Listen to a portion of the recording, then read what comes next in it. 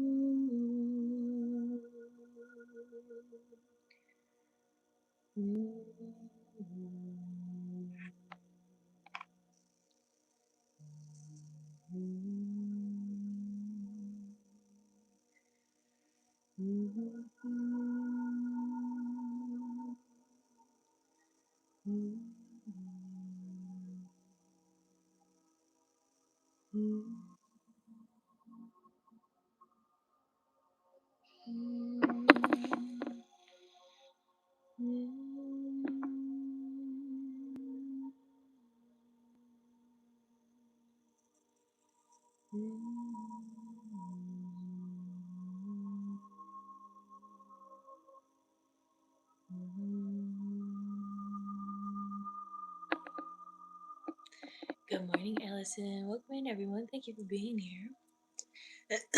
Thank you to those over on YouTube as well. Make sure you guys have your water, your coffee, whatever it is that you have this morning. Grand Rising. I just rose and you are here. I love that. Amazing. It's mushroom season. Yay, it is mushroom season. In my heart, it's also mushroom season. I've been feeling very called and connected with the mushroom as well. I actually didn't write down my words of the day, so give me a second to connect. 4/8/26. There was a couple words that came to mind. I have to remember what they were.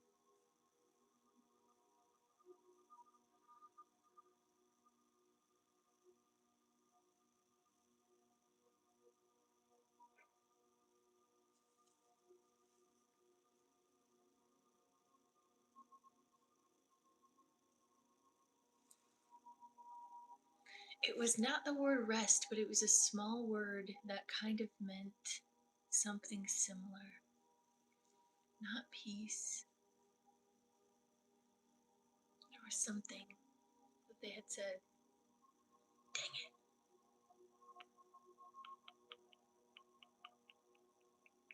Rest. I'll just write down rest.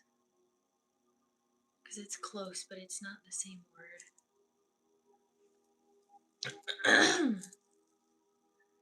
The other word that they gave me was tunnel vision.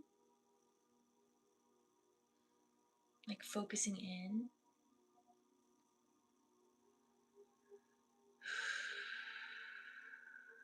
Patience.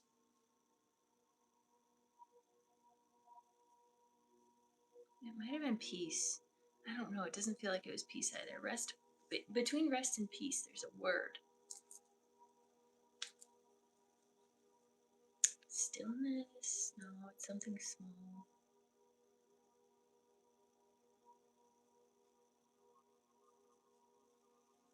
Relax, maybe? Relax. Relax. Feels right.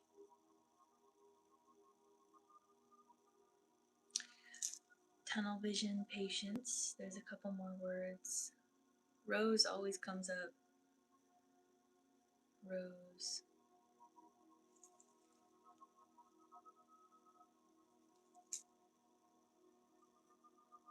I'm hearing endurance and abundance. Okay. Those will be the words of the day. Any other words, Spirit? Enjoyment. Okay. Rest, peace, relax, tunnel vision. So really focusing in, focusing on the rest, the peace, the relaxation. Patience as well as you are walking through the tunnel to get to the other side, to get to the light. Patience as you walk through, stillness as you walk through. Rose, endurance, abundance, and enjoyment. Lots of beautiful words here today. Hello, welcome. Welcome. Thank you for heart me. Thank you for being here, everyone. Welcome. It's good to have you here. If you're new, I'm Lydia. I'm an energy healer. I work with the mind, body, and soul to help accelerate human consciousness. I feel like most of you here have already seen me. It's always good to do a little introduction. Hello. Nice to meet you as this version of me today. New versions every single day. What version are you today? This morning, I was a little bit of a crabby cat mom. That's the version I was. Because my son Sheldon Belden just thinks that he can do whatever he wants, and sometimes it makes me upset. So,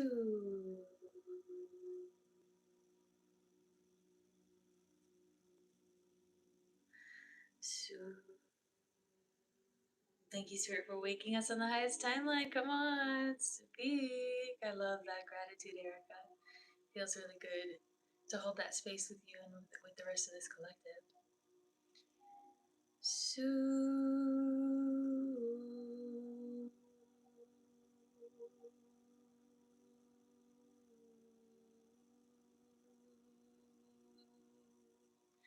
there's a deep holiness. As always, we've been talking about that holiness and wholeness within the body, within the field. And we're feeling that as we're fully accepting all versions of self, the light and the dark, not shaming self for any other versions of self, but fully accepting all of it with gratitude, with grace, appreciation for all versions of you so that you can learn the mysteries of the universe.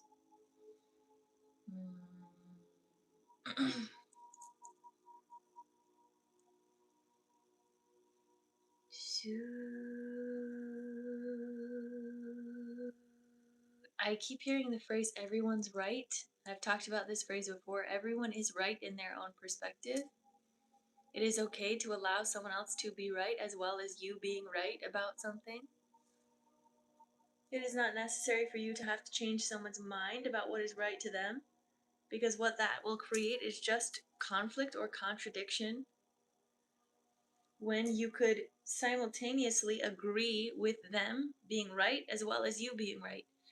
It's okay for two people to be right about something even though the things that they're talking about are different. That could be a large solution to a lot of conflicts in relationships and in the world, is understanding that multiple people can be right at once. All versions of self.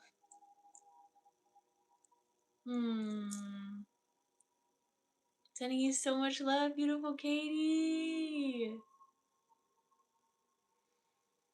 I don't know why. There's something so beautiful in experiencing moments of urge to go back to an old version of self and just sitting in that and being like, okay, I feel this. I'm here with this right now.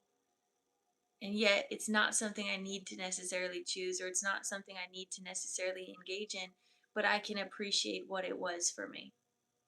Like when I was going through a lot of addictive behaviors and mentalities in my life, I appreciated the addiction. And in some way that allowed me to move through it quicker because I wasn't shaming myself. I was like, okay, this is what I needed for this time. And that's what it was for that time for me. And I appreciate that. And it allowed it to be more of a reverence for what I went through. And that might not be relevant for everyone. I mean, take what resonates, everyone is right. But that was something that helped me hold reverence for myself even when I was going through something very difficult. This is what I needed now, or something else more worse, or like worse for me was going to happen. This was my stepping stone. And, you know, we can always blame certain things in our lives that create addictive behaviors. But ultimately, in some capacity, that thing was a medicine. And we also have to acknowledge that. Like, even those that experience addiction to alcohol, even though I really don't resonate with alcohol at all, to some extent that thing helped that person at one point in their life. And I'm not continuing to say don't keep doing that, or don't continue to pursue that, but also acknowledge that it was something that might have in some case brought clarity to you, or it might have in some way helped you stay grounded. There was some sort of medicine behind it. I don't know why that's coming forward, and I know that that could also trigger some people in this collective because we've been told to just always shame the experience of addiction. But again, that was just something that helped me, like, not cling on to the addiction of shame, because I think that that is actually the main culprit behind addictions, is the addiction of shame. I'm doing something and then I get this huge dopamine hit of shame after I do it, and then you actually get more addicted to the shame than you get addicted to the substance, in my experience. Again, this is personal to me. Everyone's right in their own capacity. It brought me to the mother after the fall. Yes, see? And it's hard though, because not every moment, like, they can be really intense and traumatic, but it ultimately is what brings us to where we need to be. If we just accept that everything in our reality is meant to happen, like, it just makes things flow a little bit easier. Master the presence. Yeah. Can't change the past. Yeah. It serves a purpose at the time. Yeah. Not that. Yeah. Coping skills. Yep. Uh, so that's just my thoughts on that.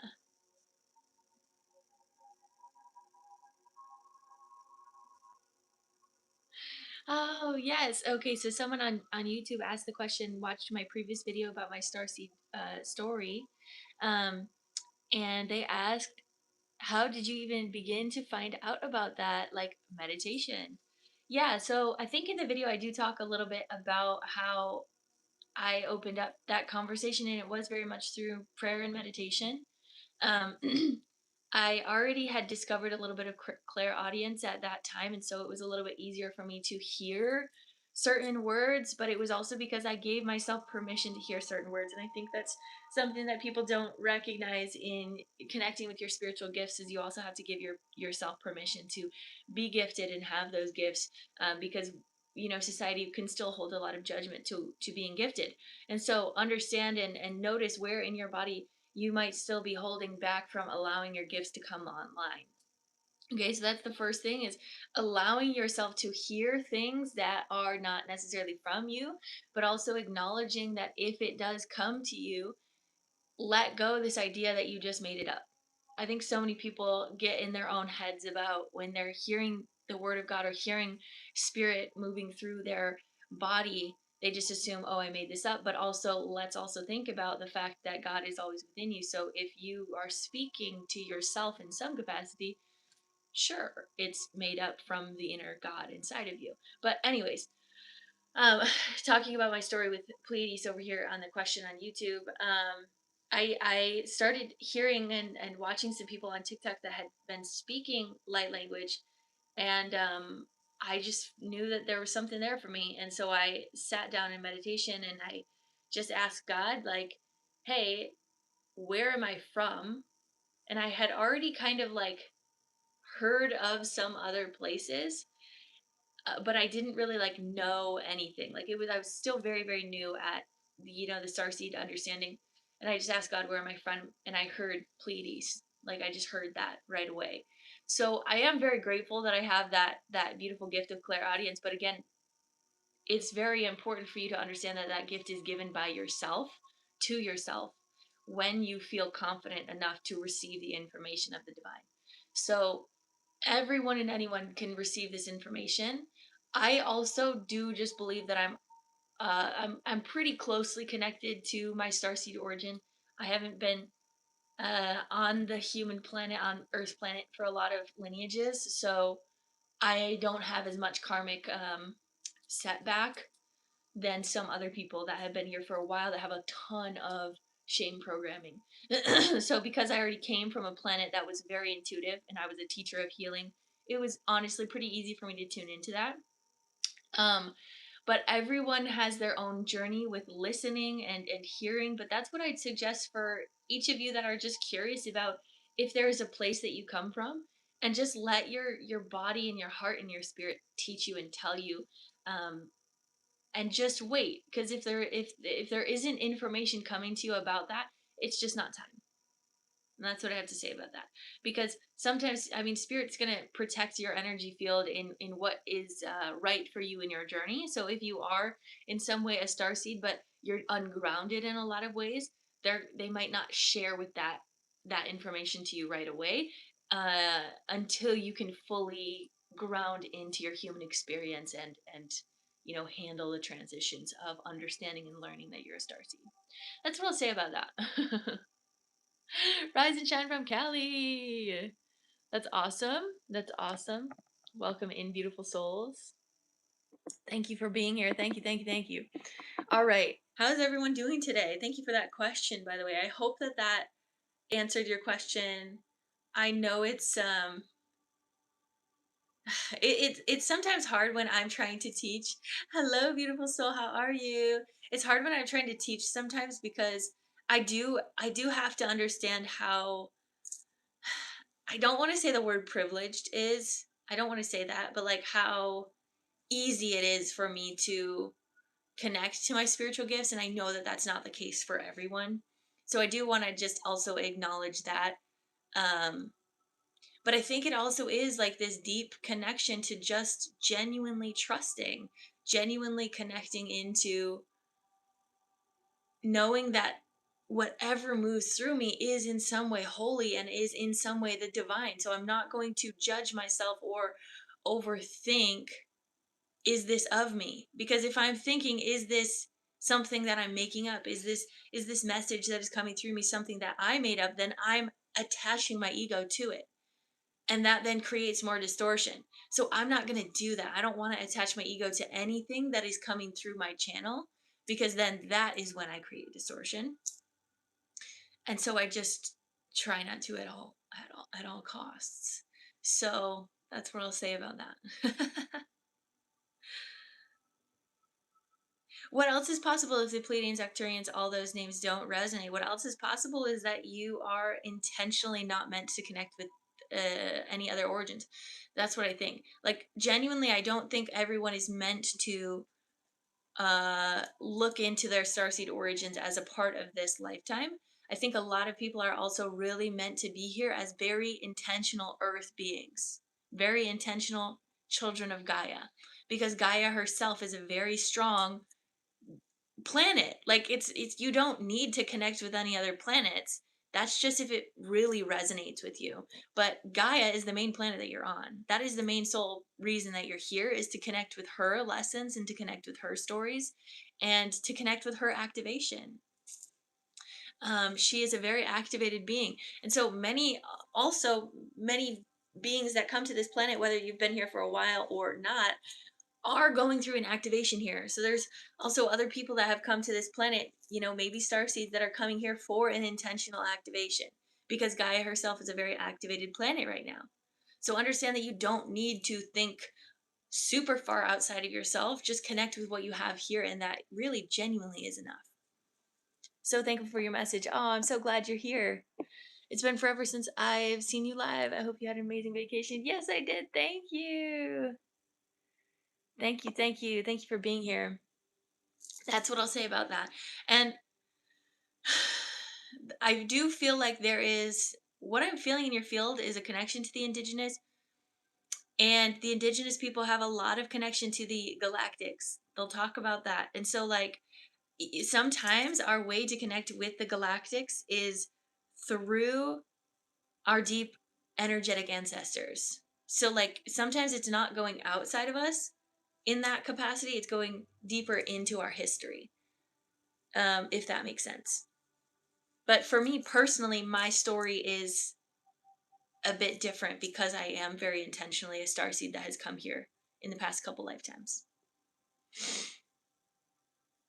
It's in our creation stories. Yeah, yeah, yeah. So that's another way to really connect in with the starseed energy, is actually going deeper into earth, or going deeper into your root chakra. Were you born rich? No.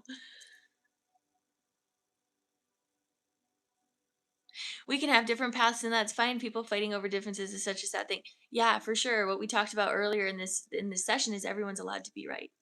Right? Everyone's allowed to be right, and everyone's allowed to have their own path. So much love to you in the collective. Oh, yes. Why is Gaia activated right now? Sorry, it's a dumb question for this space. It's not a dumb question at all. Please don't ever ask any questions and think that it's dumb, because we're all learning. We're all on different phases. Gaia is super activated right now because she is going through a super intense transition of consciousness. And so she's getting all of this extra sun activation. She's getting all of this extra electromagnetic field activation. She's getting all of this extra angelic support, all of this extra planetary support being sent to her right now. So she's in a very activated space in order for her to jump dimensions, or in order for her to jump consciousness. And so all of us together, since we're the microcosms on this planet, we are the ones also activating her through our engagement with this energy. And so that's also something that's relevant. There's also a ton of star seeds on this planet right now that are bringing in higher energetic fields to also help activate the grid. So there's a lot of different things here that is happening, but that's why Gaia is activated. She's also just, moving through a really strong transition. It's almost like she's like, what I'm feeling from her is like she's hitting the age of like 18 and she's moving out of the house, like she's coming to a very mature age for her as a being, because Gaia is still, fairly young in her species. She's still a very fairly young planet. And so she's kind of like hitting a maturity level. And so from that, all of her beings on this planet are also hitting a maturity level that is necessary for us. That's what I'll say about that.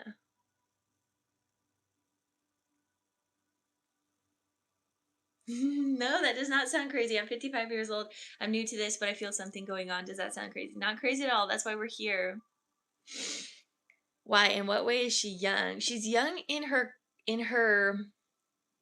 So compared to other planets, there's a lot of planets that are like a lot older, that have been around since the very, very beginning. So she's not the first planet that was ever created, if you will, right? So she has a lot of younger knowledge. um and even if you see her people, like all of the beings on the planet, like we're still very young in our consciousness. We're still kind of moving through that third dimensional consciousness. There's some planets and planetary systems that have, let's even say for example, the sun is a lot older than Earth, right? Because once we get to a place in consciousness that we are so lit up or so light, we actually become a light planet such as a sun, right? So since we're still such a pretty young or dense planet, we're still in that third dimension of consciousness. There's a lot of young conscious things that we still do, such as war, such as racism, such as division or manipulation with money, manipulation with government, things like that. That's still a young consciousness thing. If we were older or more mature in consciousness, those things wouldn't really exist. And so that's where we're going forward in consciousness right now. We're actually becoming more mature. And it's not necessarily Gaia herself, because I mean, it is Gaia because she's like the one kind of holding space for this experiment, but it's like her beings, her people reflect back to her the consciousness that we're at. And so she's the main teacher of us. Does that make sense?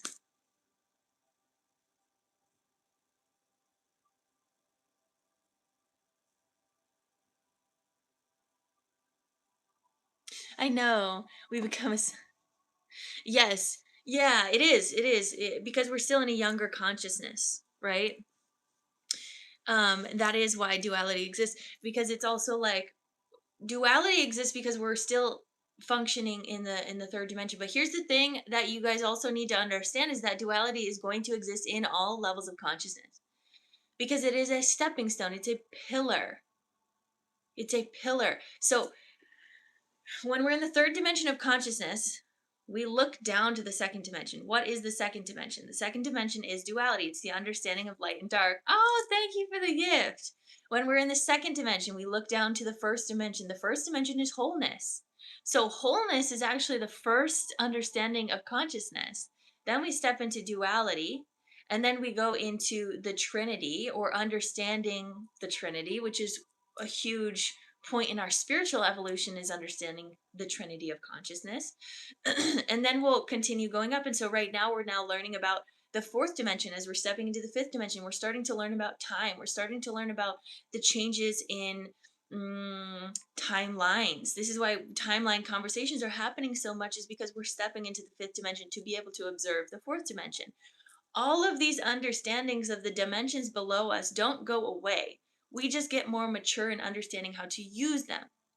So then in the fifth dimension, we come into, or in the sixth dimension, we're observing the fifth dimension, we kind of come into harmony. The star, the pentacle, is this understanding of harmony, or this understanding of maturity, this understanding of higher spiritual education.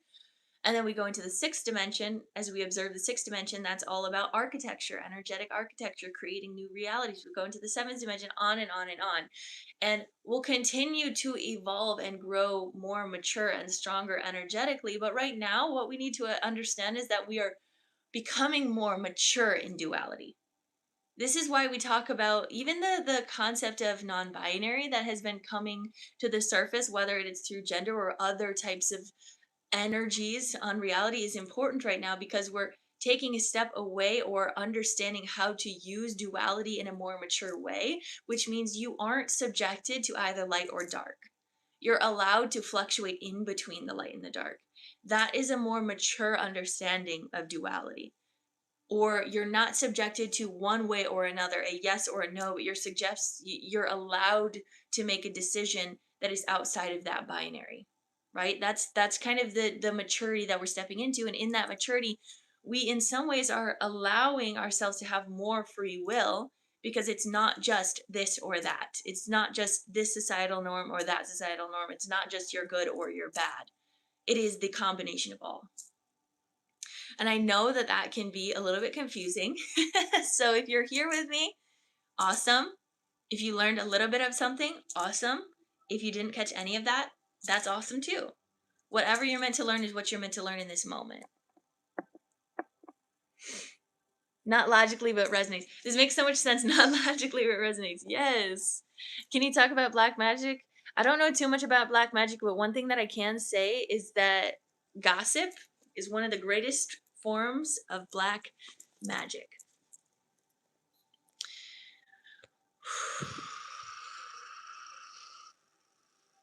It is a spell, right? We're spelling or casting judgment upon others because we're assuming that something that they're doing is worse than something that we're doing. And so in that judgment, then we send out this negative energy to this other party. And then ultimately, all things come back to us. That hit the nail on the head. I'm glad. Again, not everyone's going to resonate with what I had just talked about dimensions. If you are interested in more conversations about dimensions, did I make a video on that? I think I made a video on that. Hey, I think I made a video on that on YouTube. I might make another one, but that's my thoughts on that. Why does my hair just look weird today? There's something about it. I don't know. You're welcome. And so this is also why I can say that I feel very connected to being a starseed, is because I have a lot of this higher dimensional wisdom that Gaia has yet to fully comprehend, which is why I'm here. Take care, beautiful. Have a good one. Thank you for being here. And so I really love that I'm here. I'm very, very grateful to be here. I'm very grateful to share some of this higher wisdom. And I also want to be here to reflect back to all of you that it is all possible within. Thank you, Pops. Thank you. It is all possible within. Can you heal gunshot wounds or past stroke episode symptoms? I mean, I'm always down to connect in with the trauma. I'm always down to connect in with something that connects, or some sort of emotional trauma that connects behind that. Yeah. The energy overnight was really strong. Yeah. You need some healing. You can always check out my link in bio. We're about to start with our individual sessions, so let me know if anyone does want to get on the list today. Sue.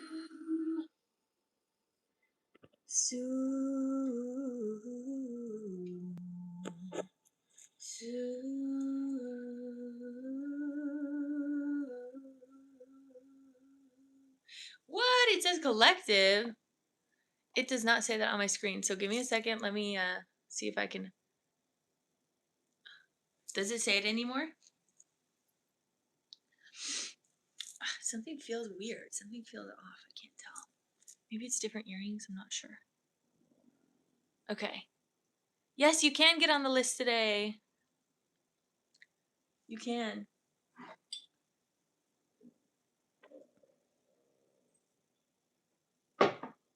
Excellent. So let me know who all is going to send in.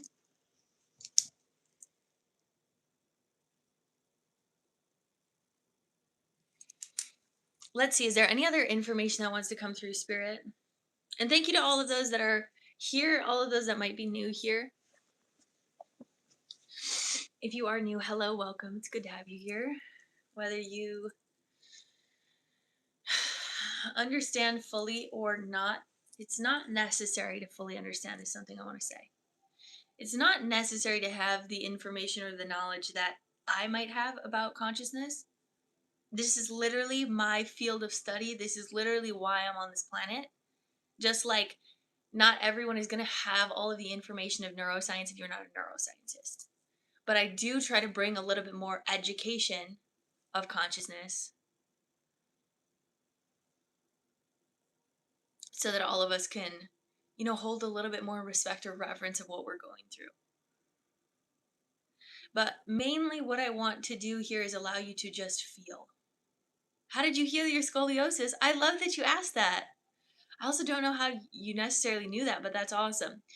How I healed my scoliosis was a long process, and I do want to say that if anyone is doing that, it's a journey, and I'm sending you love. But what I did is I really connected in with spirit, and I asked spirit to show me how to change my muscles in order to release stress out of certain areas, right? Because when we have scoliosis, or whichever way that it is, for me it was, a lot of different ways. There's certain muscles that are being tense or pulled, and then there's other muscles that are more loose, right? And so part of us, we have to acknowledge where that tension is, and sometimes it is a trauma that is passed down generationally. And so a lot of times when I'm doing healing for scoliosis on myself, it is allowing me to tune into some of those muscles that are being pulled or tightened, and giving permission for them to relax and to release any memories that are associated with that tightness, and then coming into the muscles that need to be strengthened and just giving permission for them to create new muscle fibers. So it really is a conscious and active thing of healing the body, is allowing yourself to understand that you can heal yourself through attention to yourself.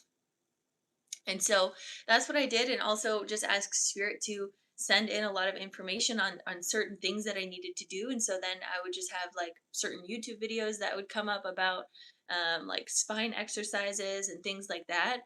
And yeah, it I just want to say it's not necessarily the most fun process, because my spine had to do a lot of back spasms. I am doing healings today. My spine had to do a lot of back spasms in order to get all of my muscles back into order. Hello, Aiden. Welcome in. What's your educational background? I was had an undergrad in human development and family studies, so very much understanding how humans develop, and the evolution of humanity, and how children develop and all of that stuff. And then I also have Reiki certification, and the other educational background is my connection to the divine, which I have to say they're continuing to teach me every single day. Longtime viewer, but haven't been super active lately. Oh, I love that, Ariana. Glad you're here. So yeah, just connect in with spirit. Ask spirit to show you what traumas you're holding on to that might be keeping you from being fully active in your spine. Another thing that comes through is bringing a lot of light through the spine. He healed himself from with spirit. I love that so much. See, it's all possible. It's all a matter of like working with your mind, because another thing is you can literally quantum shift your cells to like work online again through active engagement with yourself. That's the thing. I think people, we're always like, what outside of me can heal me? What outside of me can heal me? What outside of me can heal me? But in reality, the greatest medicine that you have for yourself is yourself. Truly miraculous. Is it where the spine is bending? Is that what scoliosis is? Yeah. I mean, The spine is supposed to bend, but it might bend a little bit more extreme. Okay, I know that Jessica sent in. Did anyone else send in for today's sessions? It is truly miraculous. Let me know where everyone sent in if you did.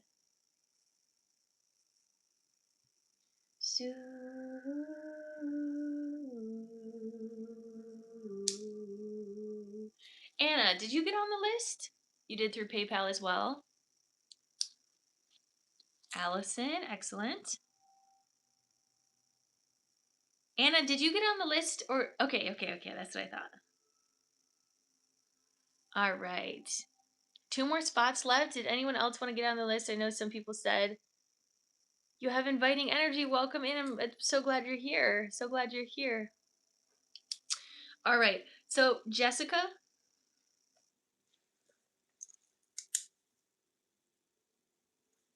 would you like to go first?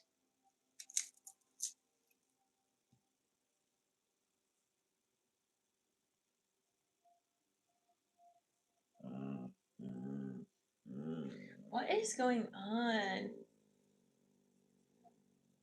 Is that how you feel? For some reason, all of my apps aren't opening. Oh, there we go. I got it.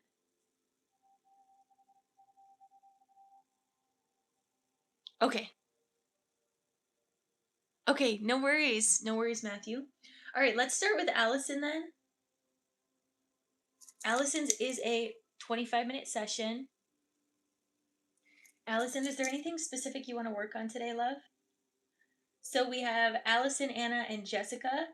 I know Matthew is trying to get on here as well. So let me know, Matthew, when you send that in. Oh, what did I just do? What did I just do? No. There we go. I'm going to grab my charger. Okay. Yeah, she was moaning in her sleep. All right. Make sure if you guys are here, you're drinking lots of water.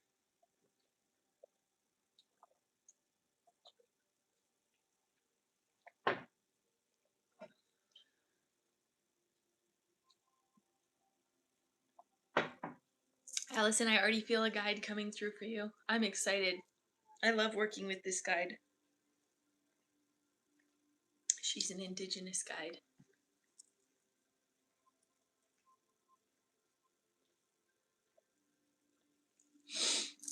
Y'all, I don't know what it is. Every day I'm just a new person, I guess. Something feels weird. Suarama suntukuashka ikia pia aramu sunukwa aki ikia masa. I think it's always interesting when people are like, you're so authentic. You're so authentic. It almost feels like a slight, side eye or something like, how can you be so yourself? But I'm like, that's the only way that I can function. I can't not be authentic, you know? And it's always funny to me when people say that. You're so authentic. What am I supposed to be? Fake? I am very in touch with the spirit realm. It's weird it's literally weird to observe myself because I'm like, how did I get here? This is crazy. But it's spirit led, spirit taught everything. I was just very in tune. But always there's a time and a place because sometimes I'm not.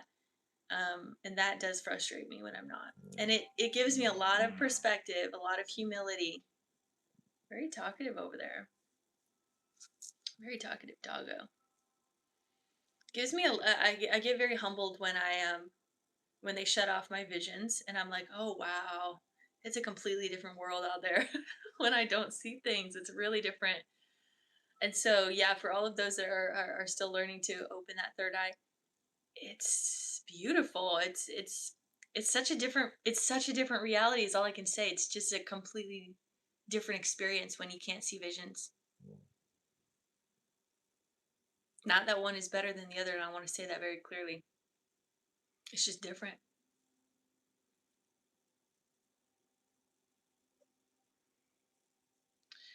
Soon. Why, yes, it's darker. It is darker. You're back. Excellent. All right, Allison, what would you like to work on? Okay, spirit led. All right. I feel like getting more and more messages from spirit. I love that. That's awesome. That's really great. So let's tune in.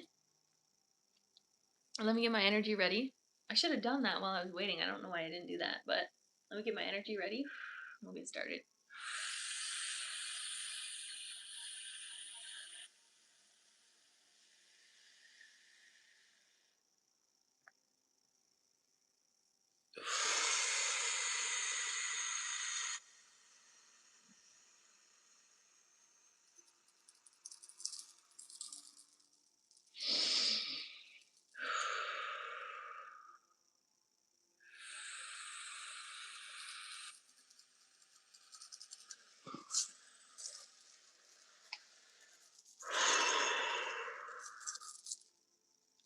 All right, Allison. Put a heart in the chat when you're ready and we'll get started. Again, anyone else in here, you guys can receive this secondary energy codes to this healing. Love and light. Send through Cash App. Excellent, Matthew.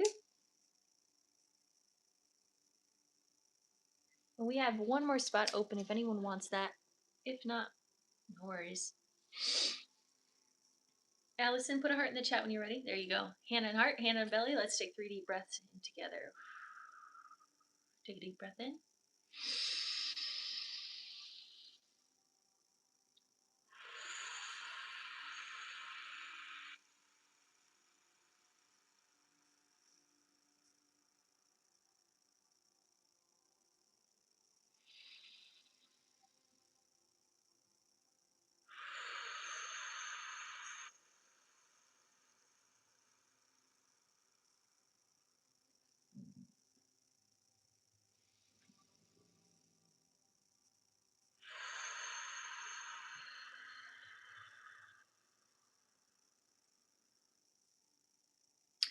So there's a couple things that I want to say, and something I even want to say, kind of continuing what we were talking about earlier about being able to see inner visions, is they're showing me one of the words of the day is tunnel vision, and they're showing me this tunnel of the third eye, right? The tunnel of the third eye, and then walking through the tunnel, that's where you see the light. So there's always going to be like darkness when you're tuning into your third eye.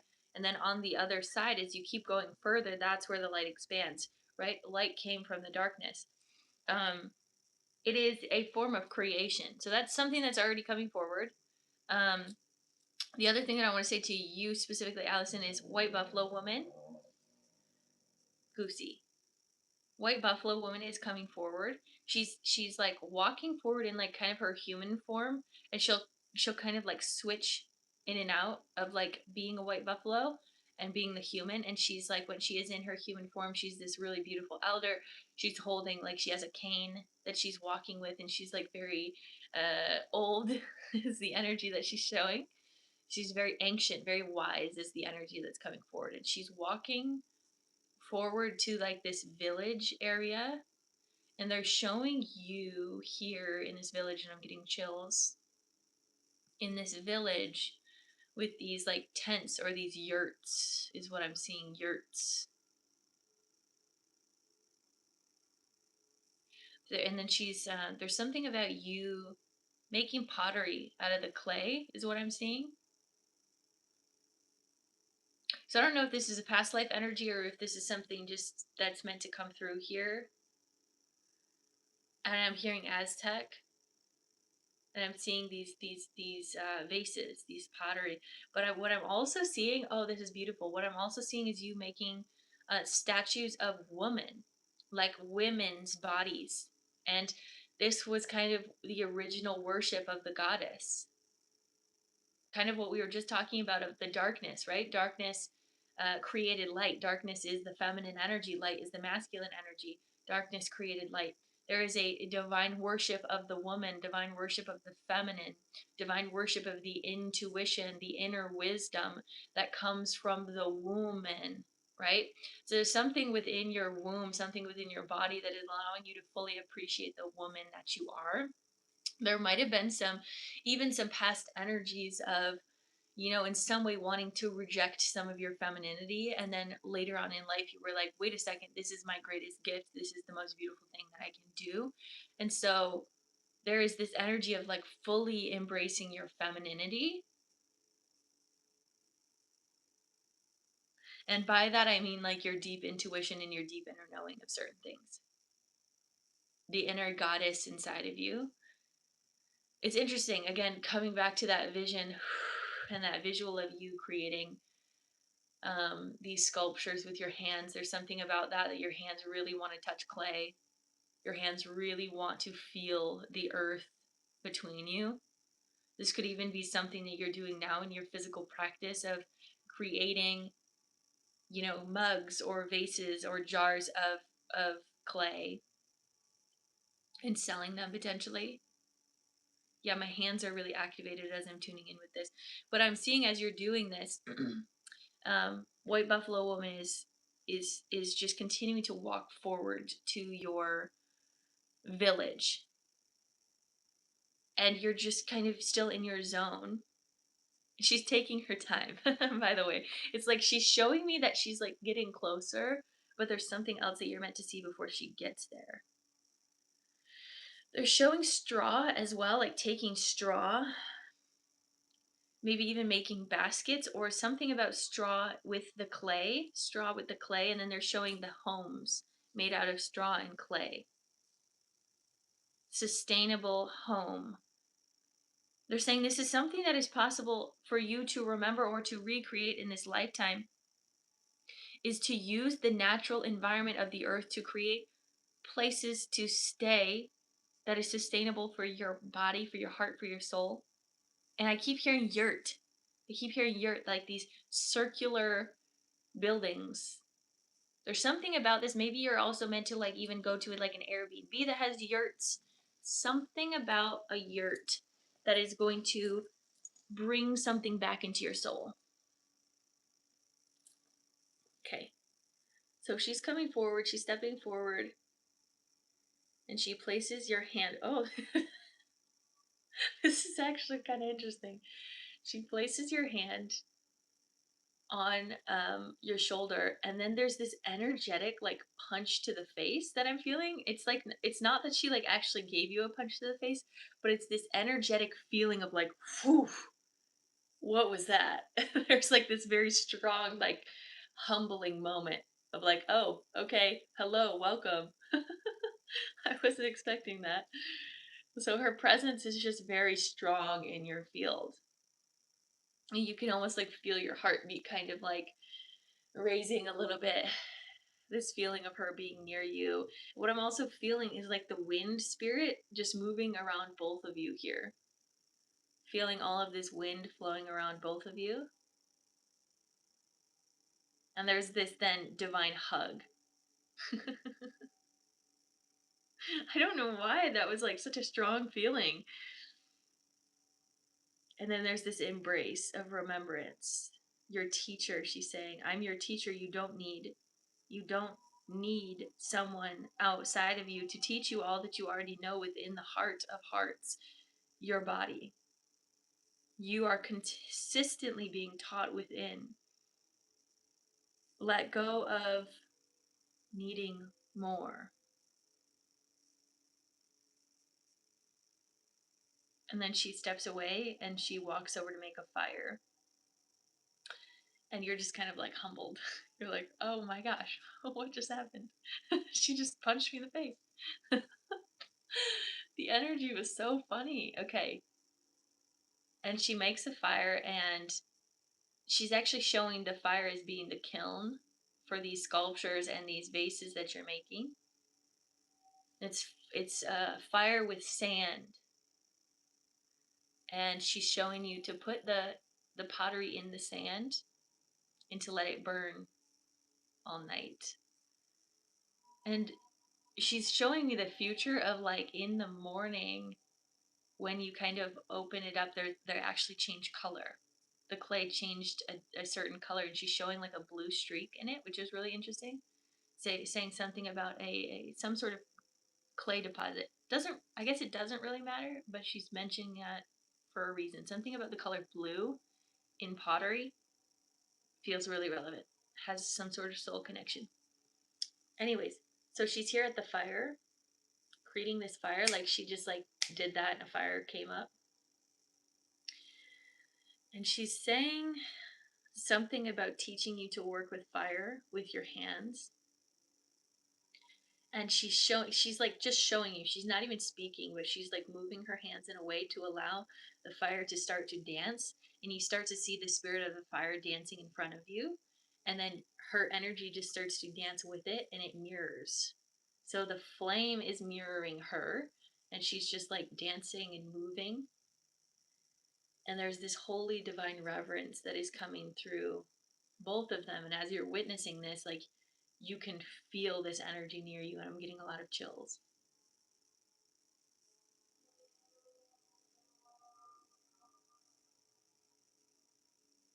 And she turns to you, and the flame turns to you, and this is your call and your initiation to tune in with the fire.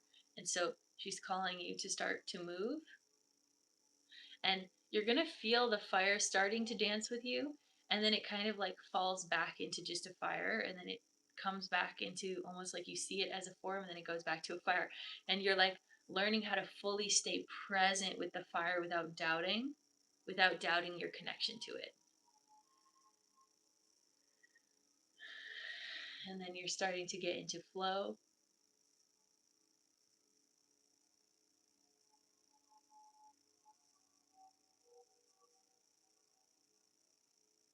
Interesting. And then all of a sudden the flame turns into a lion, and then it roars at you. And then it goes back to a fire. And then she starts dancing with it again as if nothing happened. And you're like, oh my gosh, what's happening? She's being so silent. She's not even speaking. She's just like, yep, that happened. Spirit, could you explain what the lion was for? It said, do not be afraid of your own power. Once you got into a flow with the flame, you felt the power, and they wanted you to see that you don't need to be afraid of yourself. Even as that lion kind of came at you, it's not going to hurt you, it can't touch you. So that's something that they're wanting to show you. Again, this connection with the clay and the fire is really important. I don't know why. Deeply connecting with your earthly roots. Okay. And then now she's just walking around the fire, and you can almost start to see the flames of the fire turning blue. Just parts of it turning blue. And then as the blue parts are turning, you can see like almost like little fairy beings, fire fairies dancing in the fire. And she's just having so much fun with the fire. And she just wants you to witness it and have fun with her. So I want you to like step in behind her and just start walking around. And as you're here behind her, she just starts to chant and starts to sing and starts to have fun. She's like, remember why we have this. Remember why we have the fire. Yes, it is an ignition and an activation to our soul, but it is also something to enjoy, something to have fun with, something to appreciate. Interesting. And then, she's always so interesting to work with as a guide, because she's so like, she just switches back and forth so often, for me at least, when I work with her. And so what she does next is she turns around and stops you and she gives you a kiss on the forehead. She turns you around and she braids your hair, and she brings in some grass from the earth as she's braiding your hair. She ties the end with some grass. She looks you in the eye and she's like, "You are divine." And then she jumps into the fire and disappears. And you just have to stand there like stunned at what you just witnessed. There was a lot. And as you're watching the fire, then the sand and the clay starts to crackle, and you look back at the vase that you just put in there, and the statues that you just put in there, and they turned into like a lapis lazuli, like that type of blue color. It's like a full crystal sculpture now. And they want you to hold that near and dear to your heart.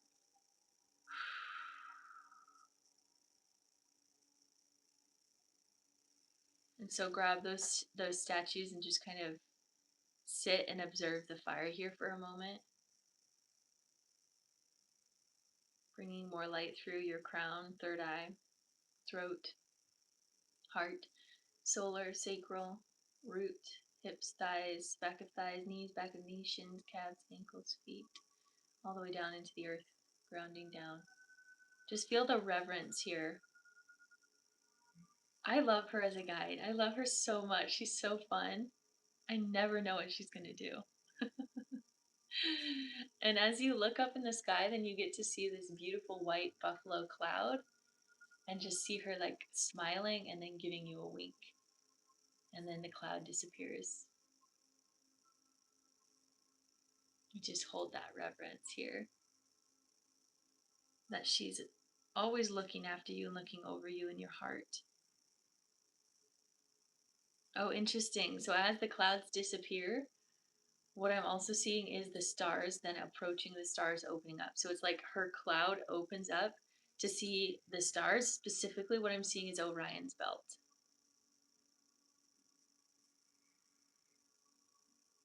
And Sirius. Okay. The guide is White Buffalo Woman.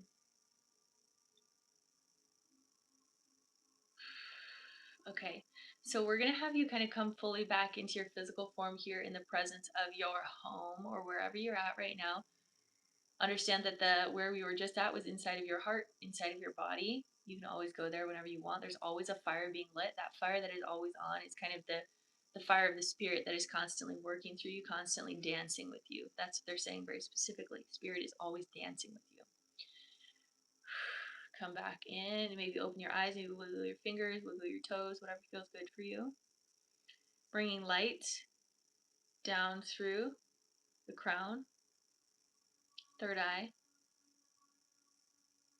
throat, heart, solar, sacral, root, hips, thighs, back of thighs, knees, back of knees, shins, calves, ankles, feet down into the earth.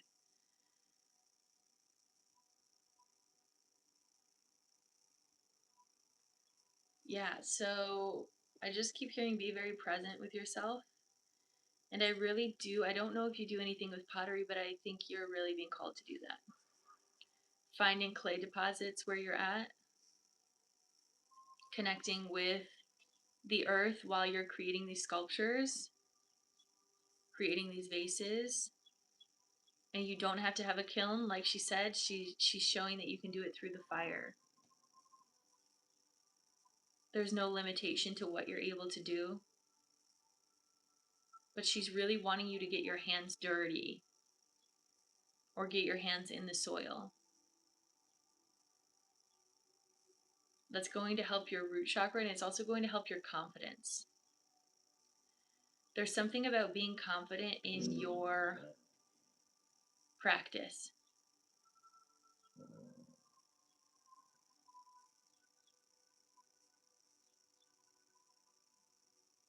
Yeah, so all of this energy is just kind of integrating in. And the fire spirit is still dancing in your heart.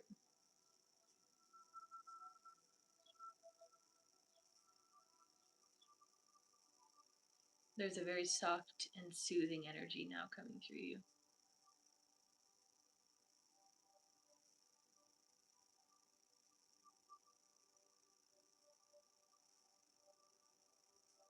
She mentioned 2 of your spirit names. What? That's so cool. Are you kidding?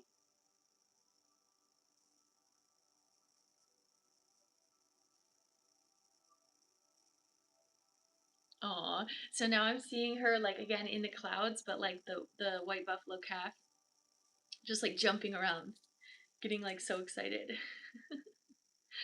She's so funny. I love working with her. She's so unpredictable.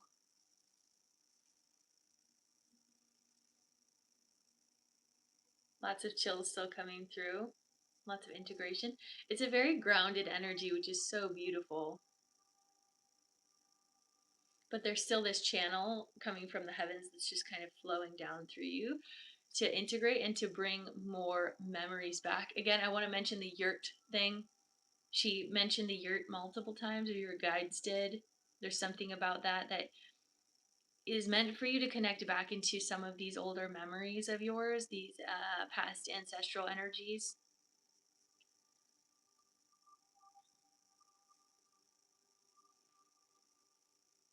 Like I'm even seeing like doing retreats in places that are like people stay in these yurts.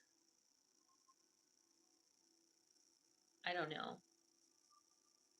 Helping teach people about connecting with clay. There's something about the clay that's like really strong. The clay of the earth. It's like it's almost like you're meant to step into that creation mode of like God created from the clay, you are creator. Create from clay and bring the intention and the spirit into those things, into the vase, into the sculptures that you're creating, specifically very much like women body sculptures. All right, spirit, anything else?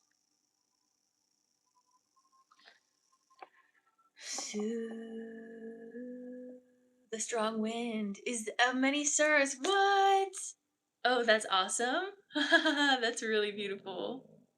That's really beautiful. Okay. Anything else, spirit? Nope. They're saying just flushing and clearing. This is all just a reflection of you. Beautiful. Bringing light down through the crown, third eye, throat, heart, solar,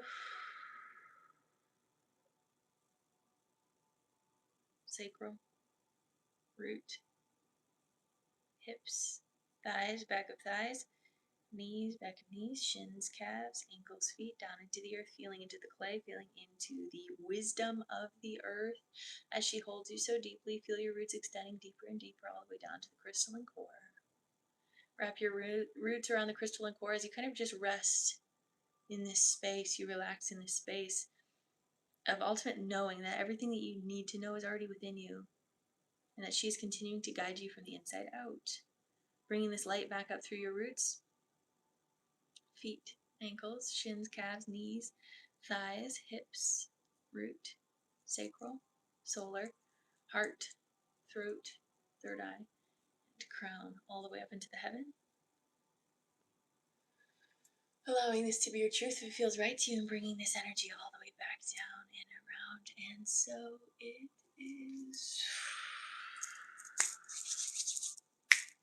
And so it is. Releasing any last energy that doesn't serve you, letting it go, letting it flow, letting it go, letting it flow, letting it go, letting it flow.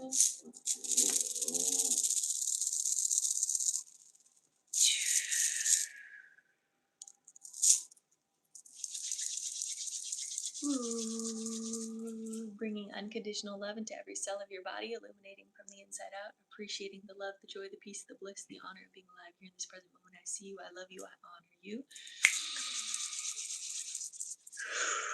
Bringing golden light energy all around your aura, keeping you safe, sane, and protected. Bringing abundance all the way through you and into the collective consciousness. As we all shift together, take a deep breath in.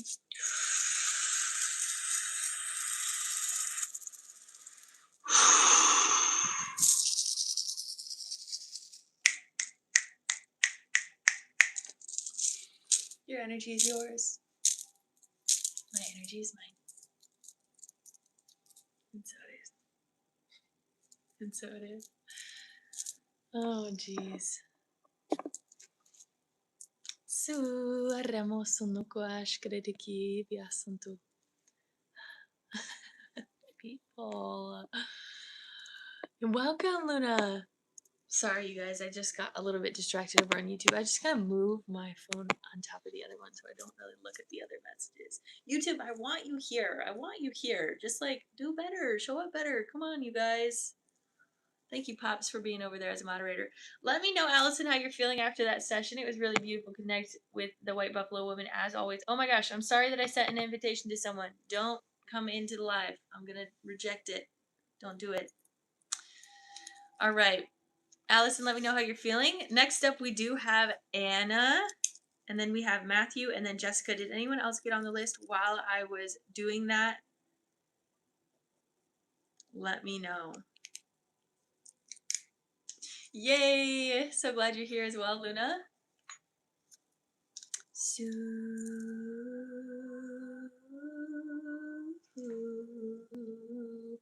Hello, welcome in. Do we have Anna in the chat?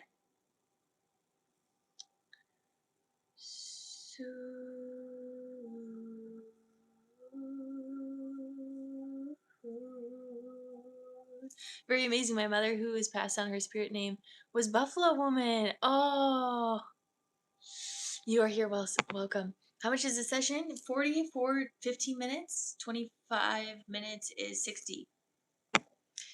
Wanted to get a session done today, but I slept too long.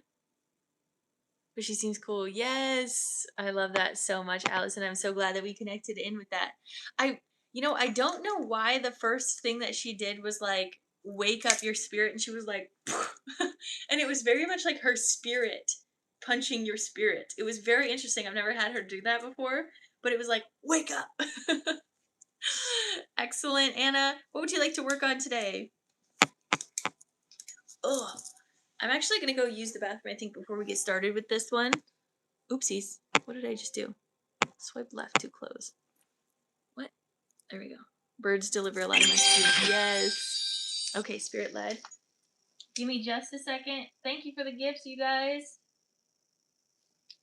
And again, let me know if anyone else does get on the list today, and I'll add you.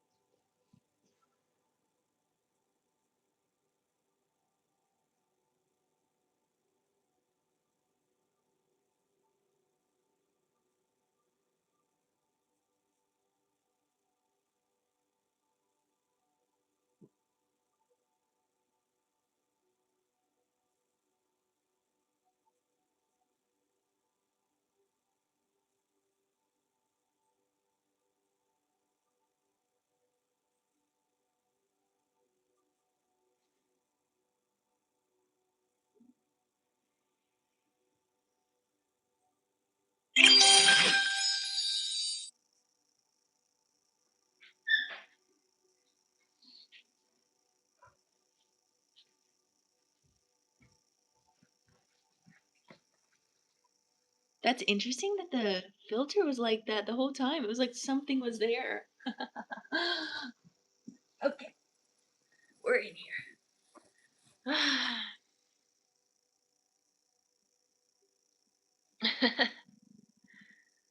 So tu arramos un coash kritikia pa mpua. All right, Anna, we're gonna do a spirit-led session. Again, anyone else that's in here, you guys can receive the secondary energy codes. Make sure you're hydrated.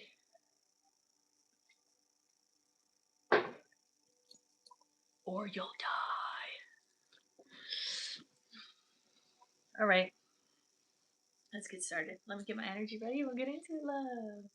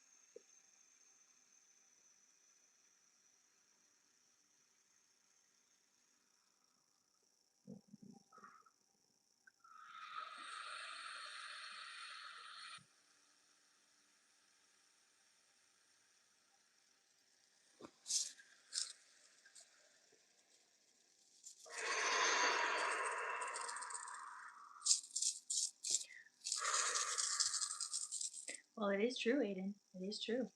You gotta drink your water. Don't be a victim to your sensitivity. Anna, put a heart in the chat when you're ready. It is 11:11 on the clock. Let's go. And we'll tune in. Hand on heart, hand on belly. Let's take 3 deep breaths in together. Take a deep breath in.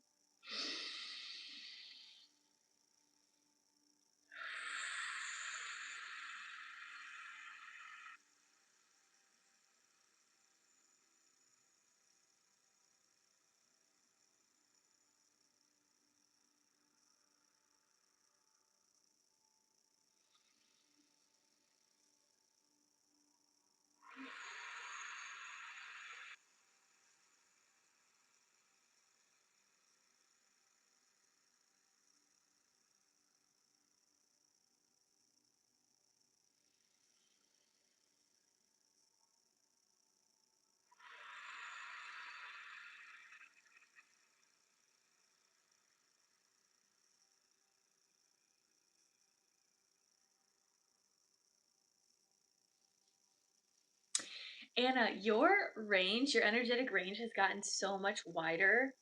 And what I mean by that is like you're much more connected to the higher realms, like the higher realms, and you're much more connected with the lower realms as well. So I don't know if during this time you've been experiencing kind of more mood swings or fluctuations in your energy. Like it's like one moment you can be in a high, and one moment you can be very frustrated or very upset about something. I'm not sure if that's a symptom of this, but I can tell that your range is just really widened. It's okay. Just relax. I know you're just so sleepy. You have that a lot. Okay, Goosey. Okay, I'm gonna open up your channel a bit more. So I want to also mention Archangel Michael came up right away. He's been in your field working with you with those higher realms. So what he's been saying is because you're opening up the higher realms of existence, it has to balance out with the lower realms. And what you're also doing, though, however, when you go into the lower realms or kind of going into those lows a bit more, even just like certain frustrations or lower emotions, you're able to handle it more, though. You understand that it's not like that forever. Goose.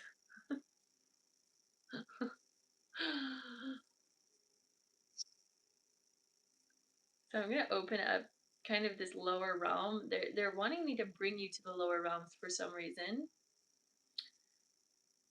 If you've ever kind of in your mind's eye or in your energetic field, Goose, stop. In your energetic field, like felt like you're walking on a tightrope, or you're kind of walking over lava. This is how I always see it in the lower realms. You might not see it this way, and this is okay. But there's a lot of like energetic missions that you're doing down in the lower realms. Spirit, can you clarify or bring some more clarity to this understanding? There's even just some more frustrations in life that are coming to the surface in order for you to be able to observe them and let them pass. Even more anger, so anger needs to come forward, or it has been coming forward, because there's a liberation of anger. There has been a suppression of anger in your field for some time, especially as like holding space as a woman. There is less appreciation or respect when you get angry than when other people get angry, and this is now like coming to the surface, and you're like, I'm done with that. No, like I'm allowed to be angry if someone has crossed my boundaries, if someone has crossed my line. Like, I'm going to feel that. I'm going to let that come forward, not necessarily to project that onto them, but just to allow yourself to feel the anger without shaming yourself, without labeling that as bad. So that's something that's coming forward in the lower realms. I do suggest you working with some beings that have navigated in the lower realms, such as Anubis or Hecate. Those are the ones that I like to work with in the lower realms.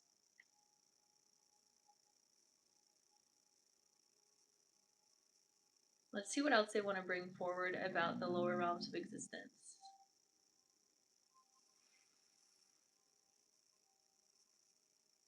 I feel like Goose has something to do with this. Like she's like feeling frustrated. Like she's like there's like that energy of like and there's something so deep inside of you that's like wanting to just growl. It's very subconscious is what I'm feeling. Like it's not at the surface of your consciousness right now. It might be, but there's a lot of this stuff that's coming out subconsciously. They're showing me charcoal. So I don't know if you have charcoal. This is something you could do to help cleanse or clear out your body is take charcoal. It like can help release or let go of the antioxidants within the body,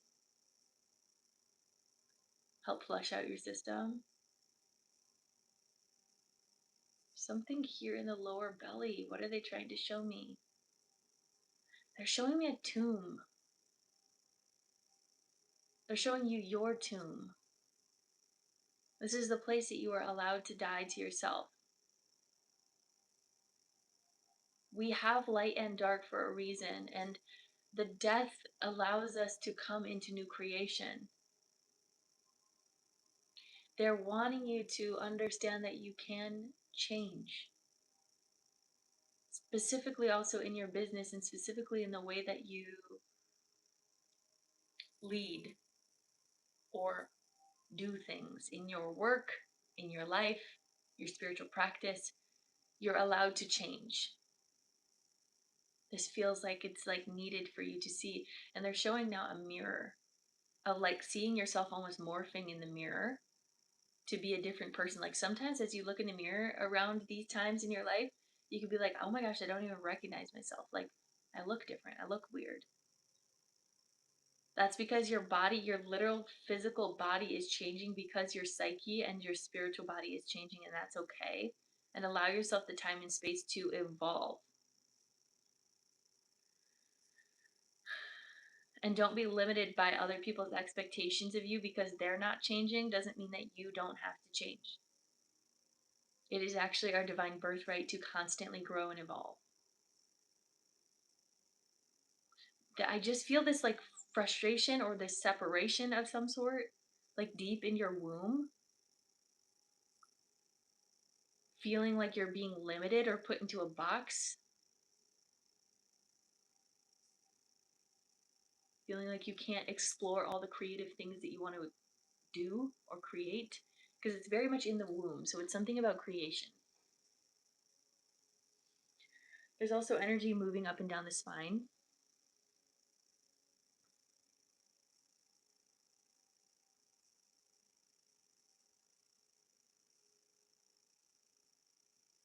Su atiara mosunduku ashkantika ikia pasuntukua aki ariamo momoa asanta ishkonunukua.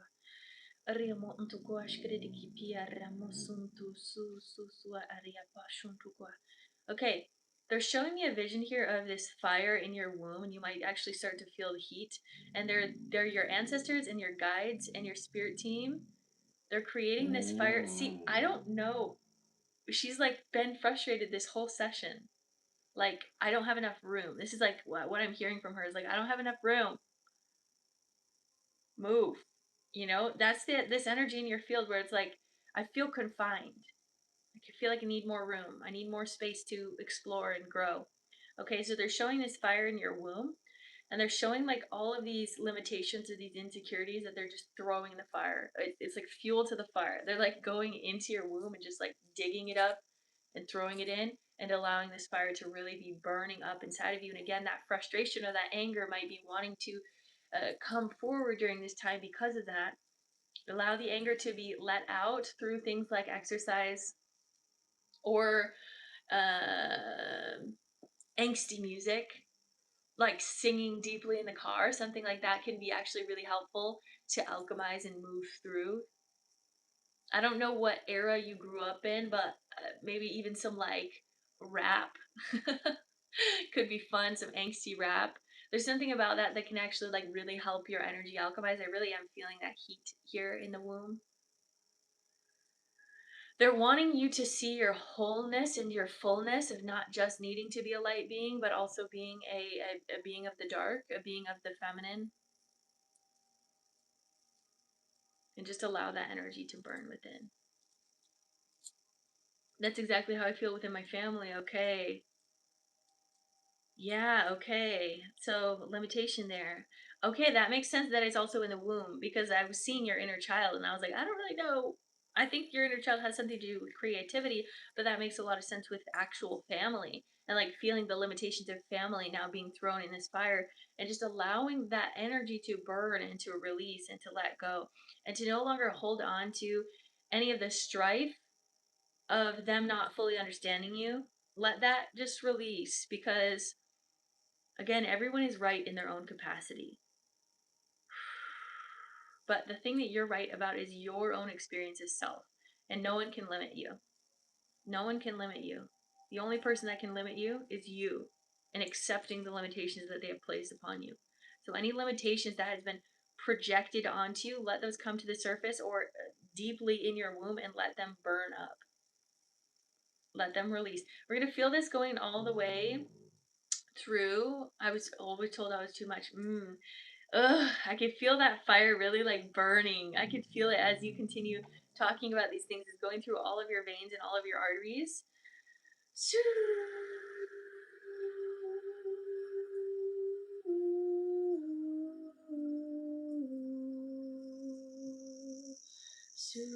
And they're saying be too much. They're saying be too much. Be there. And like be the extreme in your own space. Yeah, I mean we all obviously don't want to project any of this really onto anyone. We don't want to create more anger for others.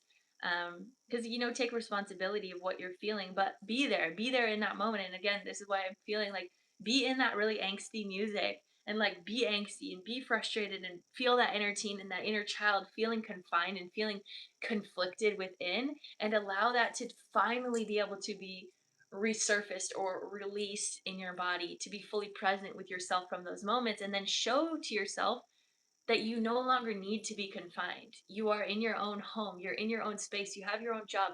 You don't need their expectations of you. Logically it doesn't make sense or it isn't needed, right? You're no longer living there. You no longer need those societal standards and just let that alchemize through you, through song, through dance, whatever it is. Be a little angsty, be a little frustrated. So I love that that's kind of your message here today is like really being in the depths of yourself and very, very much being present.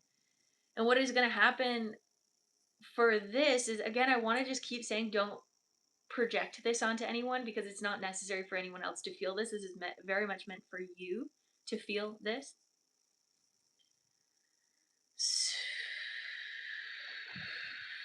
But this is also a learning lesson for what is about to come forward for you. There's going to be more moments of frustration. And when you're learning now how to alchemize anger, it's going to be a lot easier in the future when certain moments come up. This is an anger liberation, which is very necessary. It's very, very necessary. There's some sadness below the surface as well. And so after you kind of feel that rush of frustration come through you, allow yourself to then sit kind of in that sadness and allow that to release. There's a lot of energy moving in your field.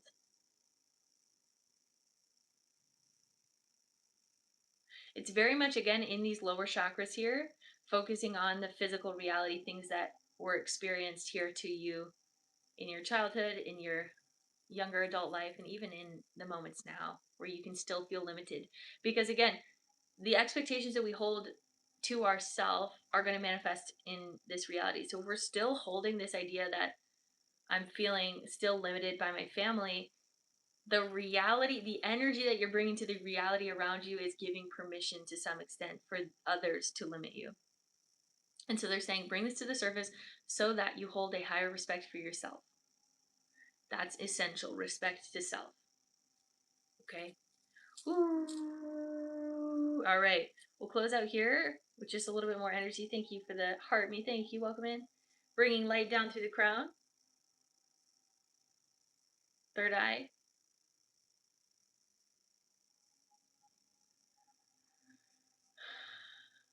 Throat.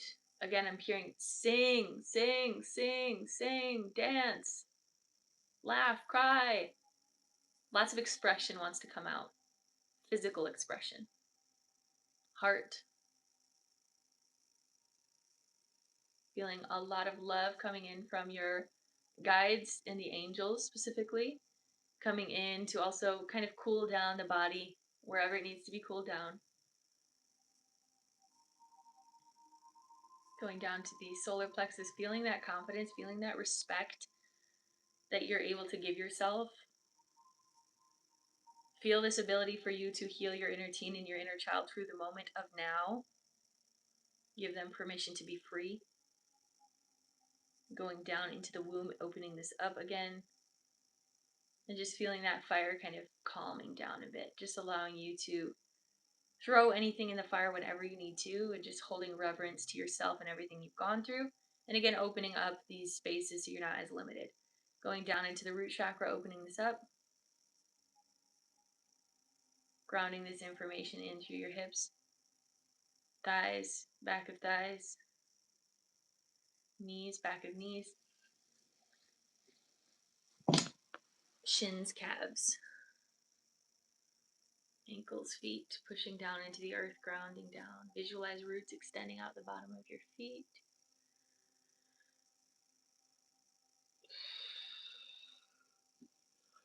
And all the way into the earth, all the way down to the crystalline core. Wrap your roots around the crystalline core, sending this beautiful liberation energy all the way out and through you. Bringing this energy all the way back up to your roots. Feet, ankles, shins, calves, knees, thighs, hips, root, sacral, solar, heart, throat, third eye, and crown, all the way up into the heavens. Allowing this to be your truth if it feels right to you, and bringing this energy all the way back down and around you. And so it is. All right.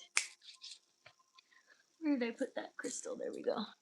Releasing out any last energy that doesn't serve you, letting it go, letting it flow, letting it go, letting it flow, letting it go, letting it flow.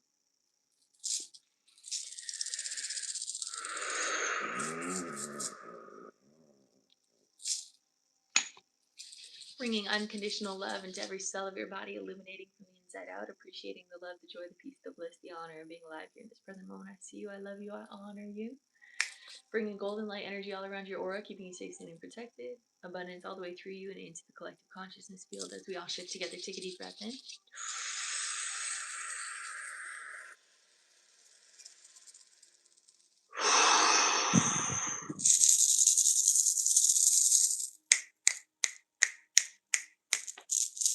Your energy is yours. My energy is mine. And so it is. And so it is. There you go, beautiful soul. My heart chakra was so intense, I had to find balance. Fire has given me a lot of stimulus through the years. It is about finding balance, absolutely. I'm at the point where I can click right into pure awareness in one breath. I love that so much. Yeah, that's awesome. Yeah, so let me know, Anna, how you're feeling from that.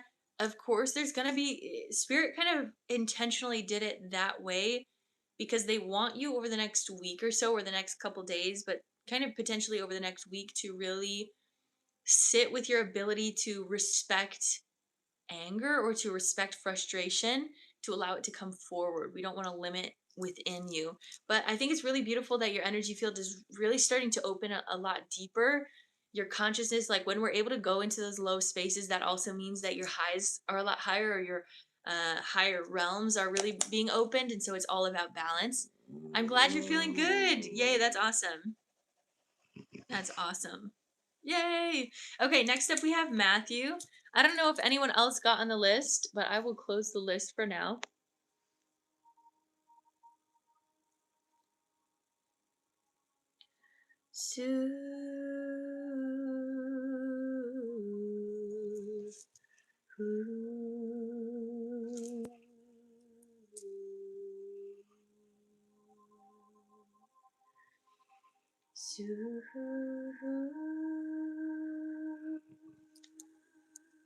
Do we have Matthew in the chat? Matthew.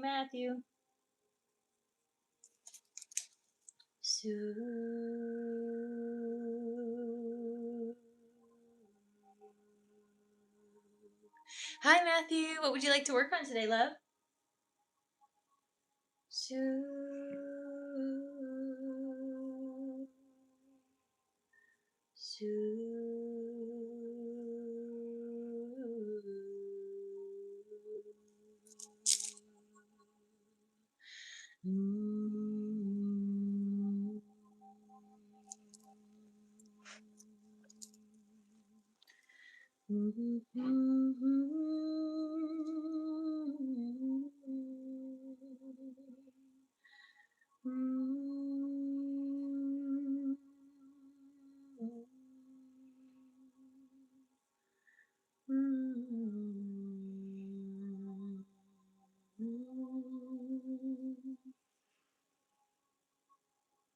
Yes, of course. Embodiment, let's go. So I can, as my authentic self, starting back up where I. Yeah, for sure, for sure.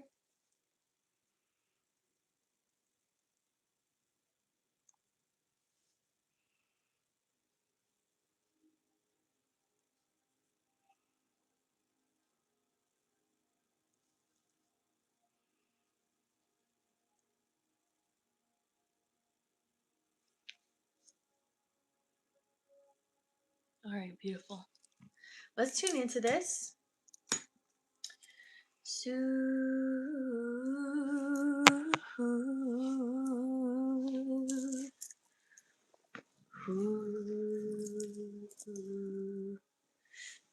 me a second. Let me fix my pants. Oh, sorry, Goose. Why are you so moany? Why are you so moany today? Huh? What's that all about? Lay down, lay down. You're okay. Just shh. Just shush.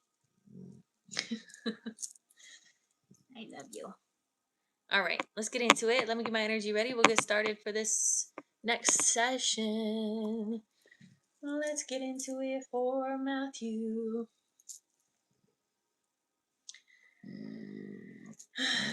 Goose, Goose, what?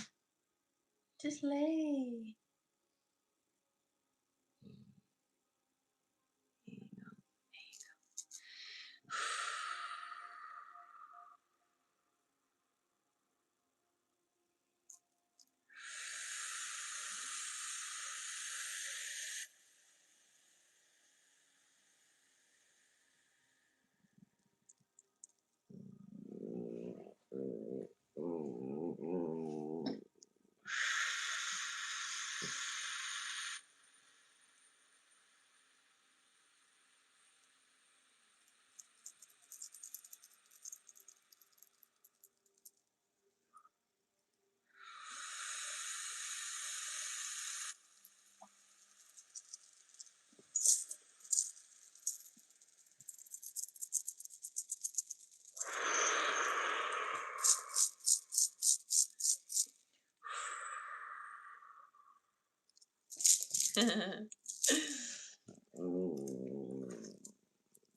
All right, let's get into it.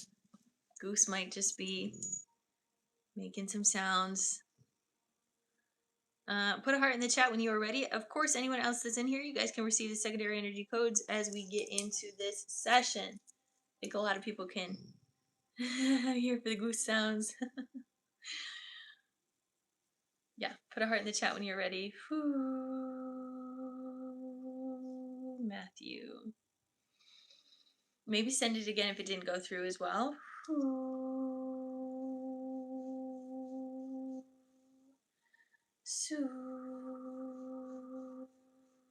Thank you for the gift, by the way. Matthew, put a heart in the chat when you're ready, unless I missed it.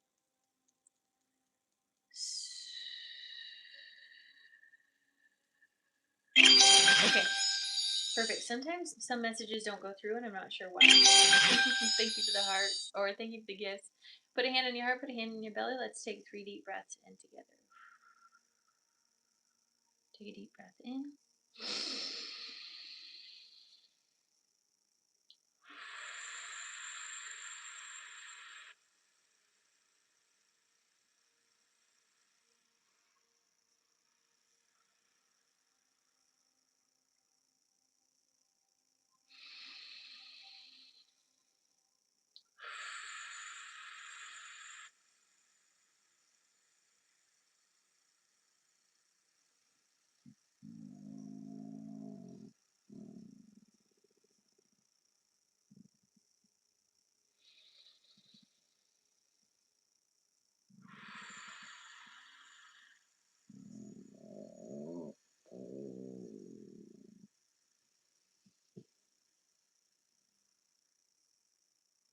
So the embodiment was definitely spot on, because something that they were showing me is that you can get a little logic minded, like you can get very stuck in the logical things about spirituality and about your life and how you're meant to do certain things, and you care so deeply. I can tell you care so deeply about wanting to make the world a better place by Kate, hey, stop, by you like being the best version of yourself, for sure.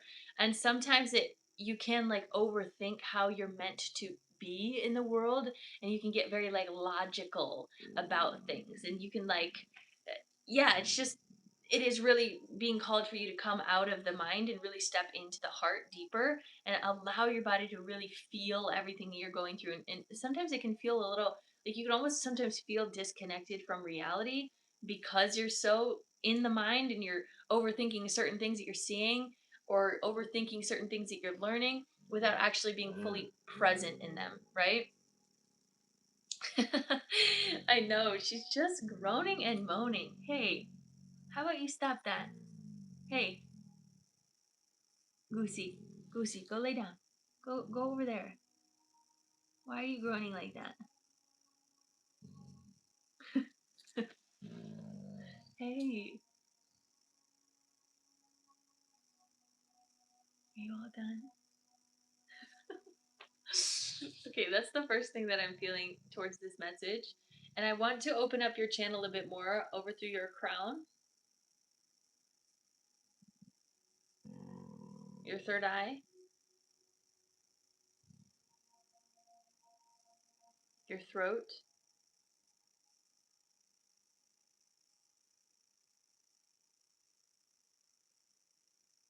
your heart. I can tell that you have big feelings though. I can tell you're still a feeler for sure. But it's almost as if sometimes I'm feeling like you analyze your feelings so much that you actually don't feel them. And I want to say I've been there, done that, and I still do that sometimes. So it's like we're all learning, you know? Opening up the heart space. I just feel so much care. Like you really want to like show the world like this. It's like I feel like you're called to be a leader in a lot of ways, a leader to show others how to show up in the world and how to care for one another. And like this softness, this energy of softness is really prevalent in your field, which is really beautiful.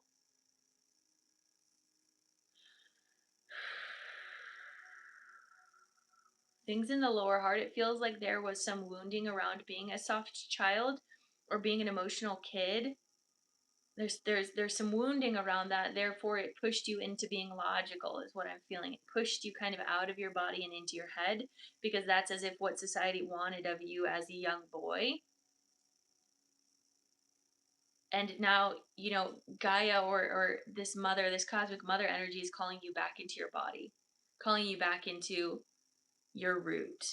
Okay, so I really want you to feel gravity as we're doing this session. That's going to bring you out of the mind and into the body.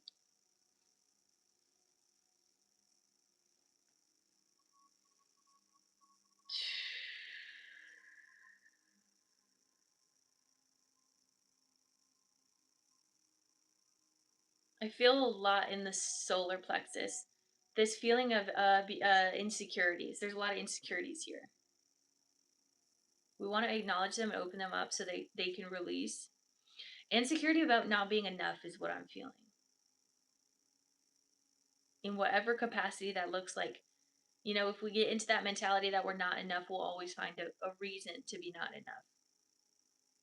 So I want you to just expose that, bring that to the surface in your body, and let that release. And I want you to also feel your hips releasing.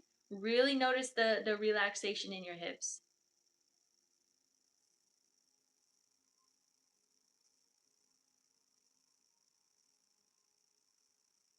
I keep feeling you going up to the head. Come back down. I really want you to feel kind of even the back of your throat relaxing, the back of your jaw relaxing, the back of your head and your neck relaxing. Really coming down. Even if you want to move the neck, that can help bring consciousness downward so you're not stuck at that atlas. But really coming down through your spine, in and out of the spine.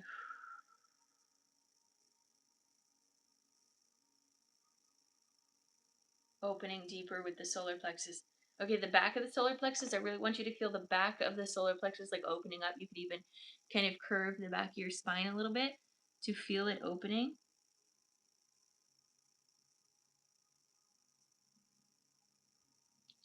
Again, a lot of childhood insecurities, or like, I don't know if you experienced bullying or experienced like people picking on you, but there's this energy of that really wanting to release out of your system.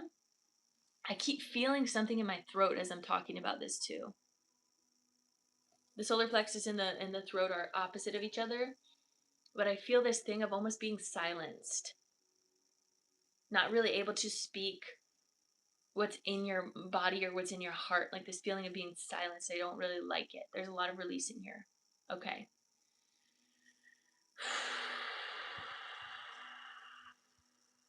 Let that out.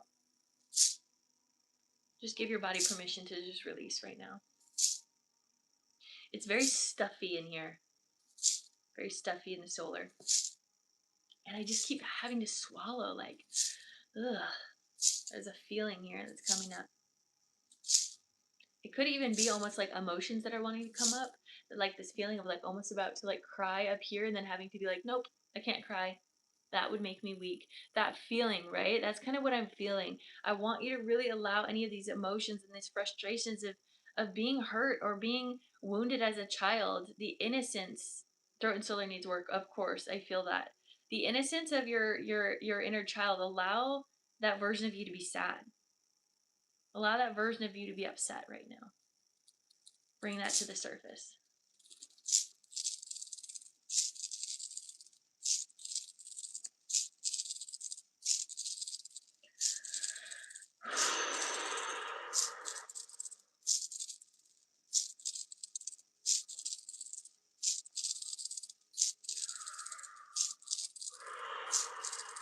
Yeah, frustration and anger, right? And anger and frustration can be a secondary emotion, right? Underneath it often is sadness, disappointment.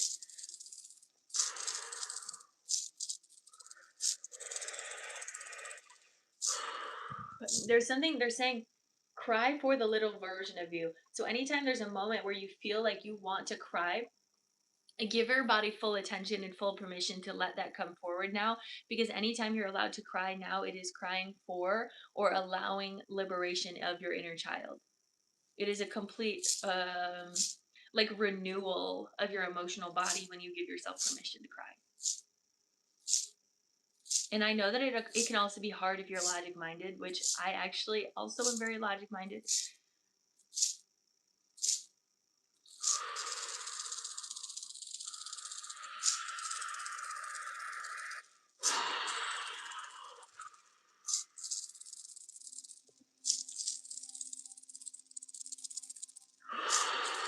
Okay, we're going to go down to the sacral just to open this up a bit deeper. We're going to see what's coming out.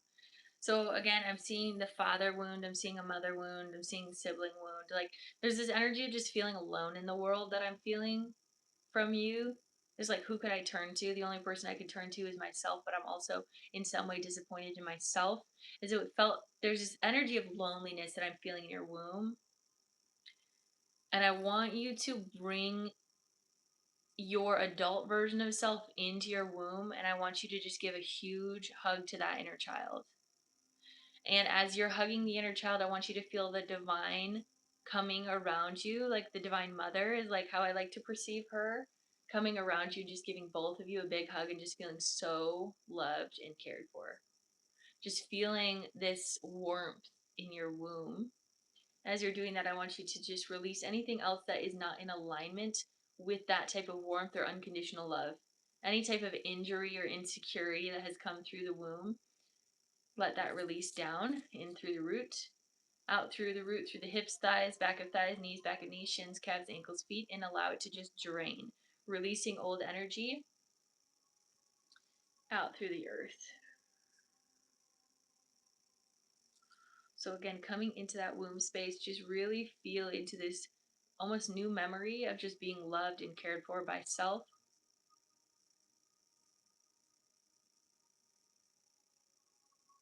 You are not alone in this world. Your differences are beautiful. Your differences are appreciated. You're different because you're called into being a leader for others to learn their sensitivity. But do not become a victim to your sensitivity. Honor it when it is called to you.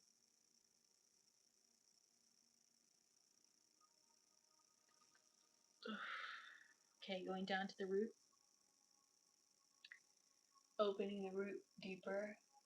And allow your body to feel safe in this world, walking around in this world, feeling safe within yourself.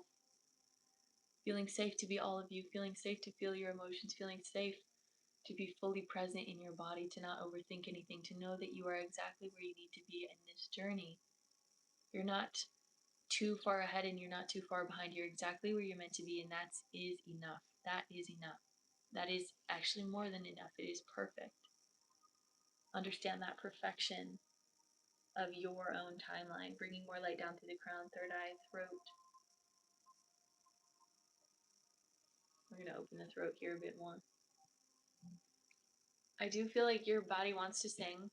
I do feel like your body wants to express itself. I don't know if you write poetry, if you journal, if you do anything with like writing. There's something about expressing self that wants to come forward.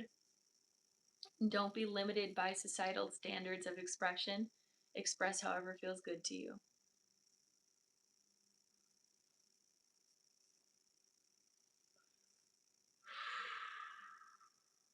I want you to go to the back of your head here. Just feel the back of your head going into the kind of the top of your neck. Just that area right there, I just want you to really massage it. So anytime that you're feeling like you're really stuck in your head or you're overthinking things and not feeling enough, I want you to really sit with that energy here. So as you're massaging the back of your head, massaging the top of your neck, you're going to start to feel some of those tingles going down your body. This is giving energetic permission to move your energy. Okay? Moving this energy all the way down. Just then after this, that's where I have arthritis and 2 bone spurs. Okay, there's a reason for that. You can heal that too. Okay, so anytime that you can connect there and just give some love there, bring the intention of bringing your energy downwards. That makes sense why I'm feeling all of this energy up in your head. Yeah, that makes a lot of sense. Okay, we are about at time here, so we're going to bring, sorry you guys, we're going to bring some more light down through the crown, the third eye, the throat. Going to bring some angels in here through the throat to allow you to express a bit deeper. It's also going to be opening up into your lungs. Again, this expression, even this feeling of like moaning and groaning, right? Even though I know it's kind of funny that she's doing this, but there's a sense of like, oh, just get frustrated and allow something to come forward, right? Allow whatever sounds wants to come forward. Even humming is a really beautiful way of alchemizing anything where you can really allow expression to come through. It's going to also help open the back of your neck. It's going to help open these thoughts that might be ruminating and start to bring things to the surface, start to bring action to your ideas. Okay, so that's something that they want you to focus on is your throat chakra. Moving this energy, this light down through the heart, opening the heart with so much unconditional love, going into every cell of the body, feeling that going through all your veins, your arteries, your plasma body, electron body. Feel the light flowing through the heart and opening up all of your capillaries. Good release. Going down, soothe through the solar plexus, again bringing in more confidence, more trust in self, and just feeling the more that you bring confidence into your inner child, the more that your adult self is just feeling this energy of respect. That's the word that I want you to focus on this week, is respecting self. Going down through the sacral, opening up with your inner child and your adult self, just holding this divine love, this space of care, constantly doing things to take care of your inner child, going down to the root and feeling safe within yourself, and letting go of any insecurities that have been planted in your reality and just opening you up to your greatest and most authentic self. Moving this down through the hips, the thighs, back of thighs, knees, back of knees, shins, calves, ankles, feet down into the earth, grounding down. So what I did, we cleared out your energy channel. So this is now, from this moment, you're able to kind of really move that Kundalini energy up more. But what you're going to do for that in your own time for this, I want you to just literally just rotate your hips in a circle. Rotate your hips in a circle and imagine the light coming up through your spine. And it's going to go all the way up. So tune into that energy. That's something that Spirit's going to want to work with you individually on. It's a feeling. That's all that they're wanting you to do is feel, feel, feel, feel, feel. Okay? All the way down into the earth, grounding through your roots, connecting all the way down to the crystalline core. I'm moving my legs a lot. There's a lot of energy also moving out of your legs. So please tune into that. Maybe go on a walk. Maybe just shake your legs, jiggle your legs, whatever feels good. All the way down to the crystalline core, bringing this beautiful energy all the way up and around to the collective consciousness, bringing unconditional love back up through your roots. Feet, ankles, shins, calves, knees, thighs, hips, root, sacral, solar, heart, throat. Ooh, there's so much movement in my hips and my legs now. I just have to move. Third eye, crown, all the way up into the heavens. Allowing this to be your truth if it feels right to you. I'm bringing this energy all the way back down and around you. And you already might feel called to really move your hips as I am. And so it is. Really, oh my gosh. Releasing out any last energy that doesn't serve you. Letting it go, letting it flow. Letting it go, letting it flow. Letting it go, letting it flow.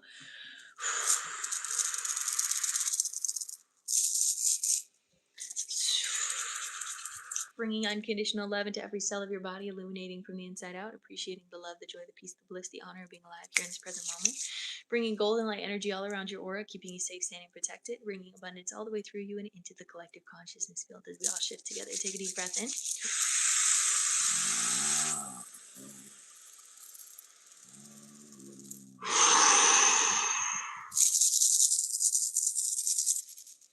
Oh, yay! Your energy is yours. My energy is mine. And so it is. And so it is.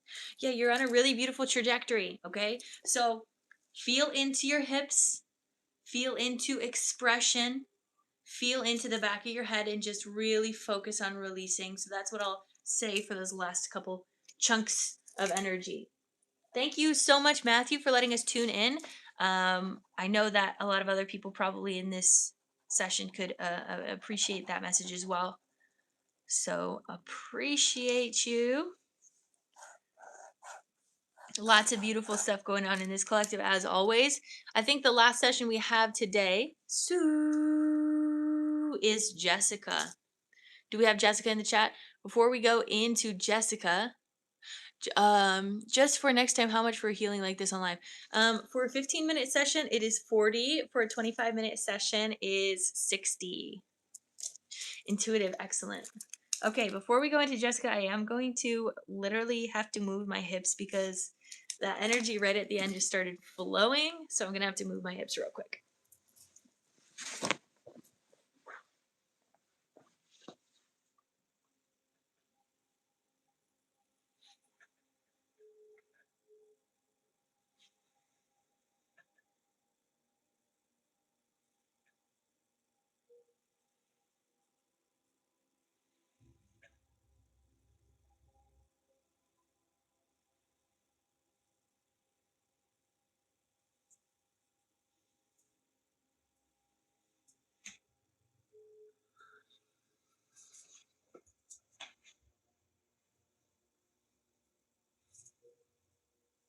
Wow. My hips really felt that. Hey, you don't have to keep moaning and groaning. And the list is closed, and this time, yes. Yeah, the list is closed this time. Stop it. Stop. Hey. Hey. Hey. Come here.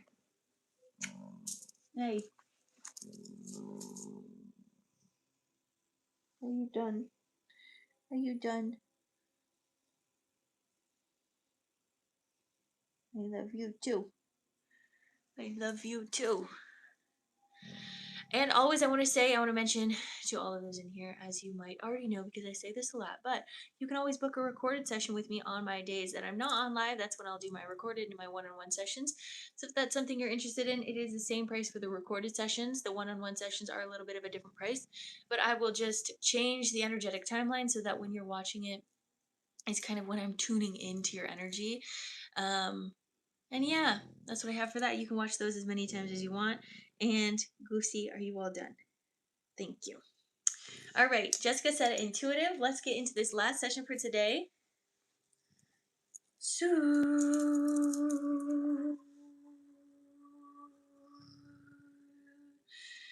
Sue. I know I love that Goose's vocal today. I love that. Sue. Give me a second real quick, Jessica. Sue.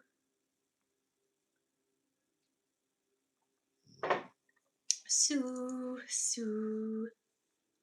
Sue. Light codes coming in. Su tiania marmo sunu kush karediki pieseti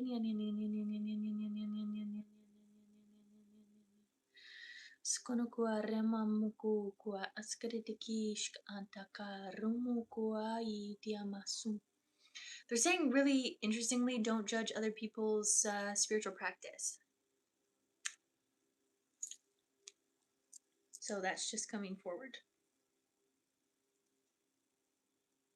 Okay.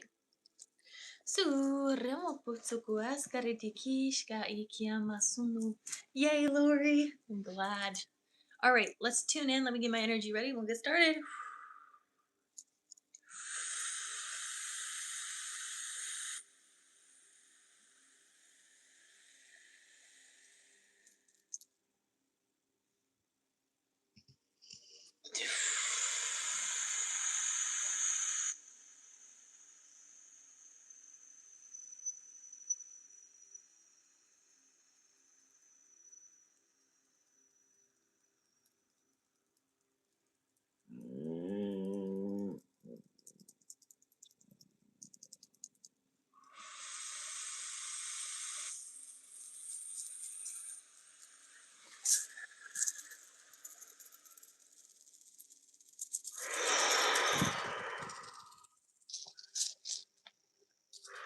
All right, put a heart in the chat when you're ready, Jessica. We'll get started.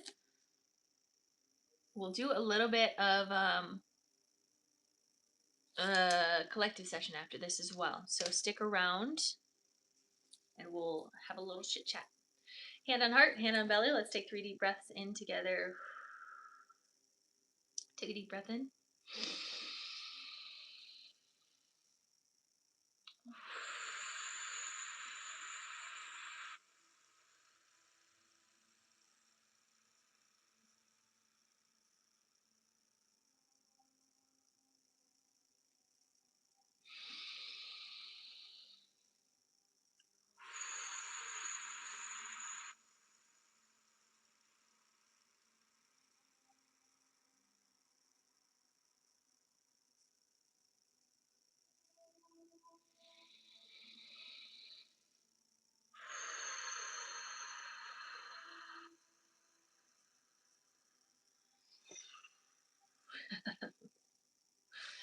Okay.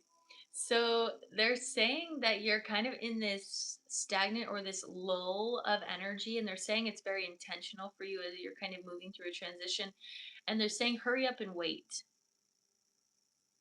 which is really fun because how do you hurry up and wait? But they're saying it's very intentional for you to be present in your patience because they're wanting you to like very much feel the slowness or very much feel the time that you have right now, the time to experience good things, the time that you have to do things for yourself. They're also showing your garden like sprouting and blooming. There is a blooming time in your field right now, but it's like at the budding phase. Like things are budding and now you're like hurrying up to wait. And you're like, oh, okay, when are you going to bloom? What's going on? Hurry up and wait. Um, it's like one of those weird energies, but they're saying they really want you to be focused on the patience, which I know can be so hard. Well, we're like, oh, well, I guess I have to be patient or I have to wait for this. Well, might as well just like go on my phone or might as well just like get distracted in some other capacity. And they're saying that's not the point of why we're wanting you to wait. We're wanting you to very much sit in this patience. But it's, oh, this is very interesting. They're saying like there's an amount of time that you need to fully be patient in order for the next thing to come forward, and the more that you distract yourself from actually tuning into that patience, the longer time it is going to take for you to wait. So they're like, might as well hurry up and wait. It's just so funny the way that they're saying it. Might as well literally just sit as much as you can in that moment of patience because there's clarity that is going to come through you when you do that. But again, if you're being distracted while you're waiting, it's like, okay, well, now we have to restart the clock. Like it's like there's more things to wait for now. I don't know if that makes sense. So there's bringing some more light down to your crown, third eye, throat, heart, solar, sacral, root, hips, thighs, knees, shins, calves, ankles, feet, down into the earth. So as we're coming back into that blooming analogy, they're very much wanting you to spend time in nature. They're wanting you, so they're saying if there's a moment that you need to be stimulated, sit outside and listen to the birds because they are a natural stimulation, right? They're naturally chirping, chirping, chirping. So find places where you can be stimulated by the birds, be stimulated by flowing water, be stimulated by different earth or natural sounds. They're wanting you to be stimulated in that way, and it's going to help actually bring much more clarity to what's about to come forward to you. They also showed me incense in the beginning, so like clearing your house with incense. I mean, you probably already do that a lot, but just holding a bit more intention with that. They're showing like journaling or like writing letters to your spirit team or writing letters to your inner self. There's some self-development energy that's taking place here. It's like spirit is sitting you down in therapy is kind of what it feels like, but you're really being called to do some of that self-reflection. This spirit therapy you're going through. I'm seeing like a dancing ballerina. I've been cleansing actually this week because my children are experiencing spirits in the home. Okay, so there's a lot more presence that's being called to you. More spirits in the home. How interesting. So they're waking up a lot more here too. Spirit, what do you say? What do you think about that, Spirit? They're just saying bringing more clarity to why you're meant to be fully present. They're wanting you to engage with the spirits in the spirit realm, which you probably already are.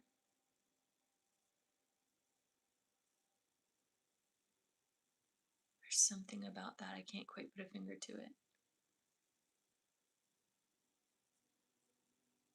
Teaching your children spiritual discernment, teaching your children how to handle their sensitivity. Be present, be present, be present. They just keep saying that over and over. I'm like, I get it. Stop.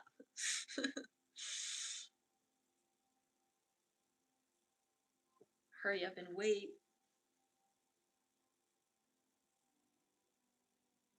I don't feel like I don't feel it to be threatening at all.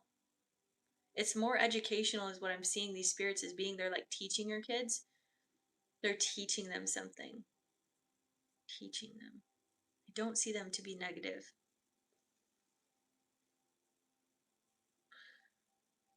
What you're also doing, what they're showing me is what you're doing by you educating and not by you not suppressing your kids when they're talking about these spirits is you're actually helping shift reality, because even a generation before you, if maybe I don't know what your parental situation was, but even if you had said as a child, like, I'm seeing spirits, there would have been a completely different reaction to that, or a pushing down or a suppressing of that information. But as you're the next, the next teachers of the new earth consciousness of these children, you're saying it is okay to receive information from these spirits.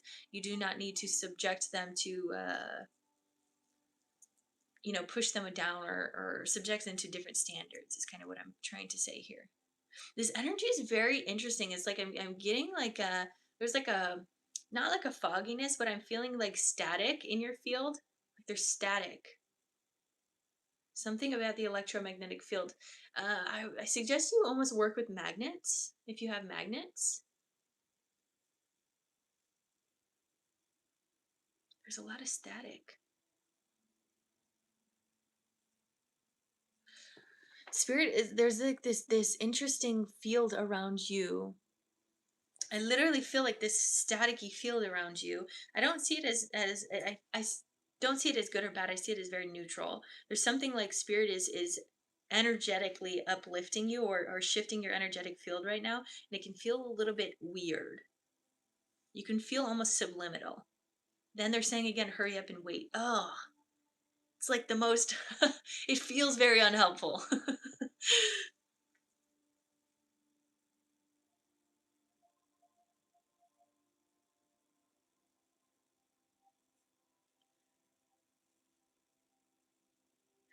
This is very interesting. It's almost as if you're not meant to like see these spirits that your kids are seeing.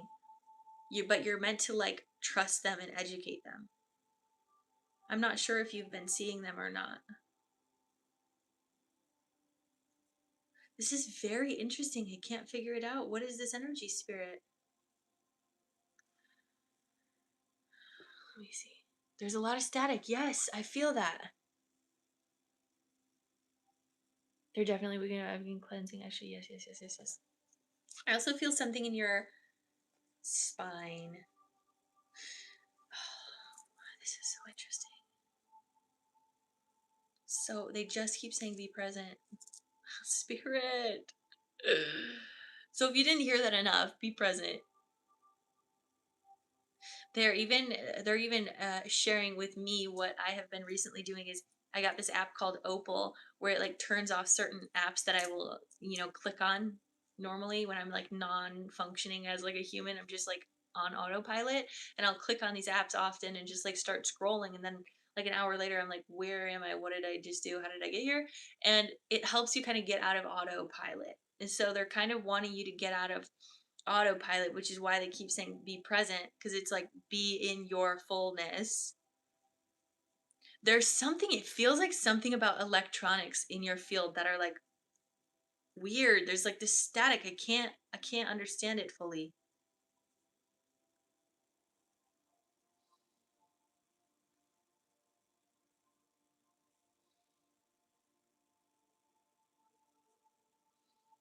Yeah, like anything that I'm doing, it's not doing anything. They're like, it's very intentionally here right now. It's almost as if you're kind of like in your own bubble, in your own world.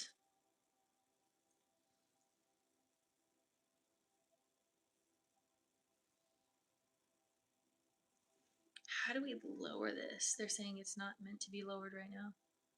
They're, this is so weird. They're like, in some way you're in energetic timeout, but it's not like because you've done something bad, but they're wanting you to just sit in silence.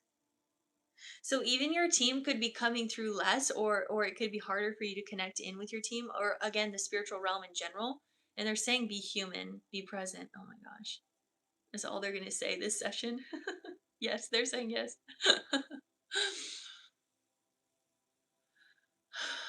They're wanting you to observe your kids more. Like observe their spiritual path and be teaching them right now. Walking a little bit blindsided, walking in a little bit blind. And just teach by trusting them and allow your kids to teach you, is what they're saying. And they're saying go outside. I don't know if you have a trampoline, but jump on a trampoline. Go outside, be in nature. Read a book. They just keep mentioning all of these like very, very human things that they want you to engage in. It's going to help you stay more present. They're saying don't focus on the future, focus on the now. Because the now is the future. The way that you change the future reality is through your presence. I'm like eye rolling at them, like, how many times are you going to say this?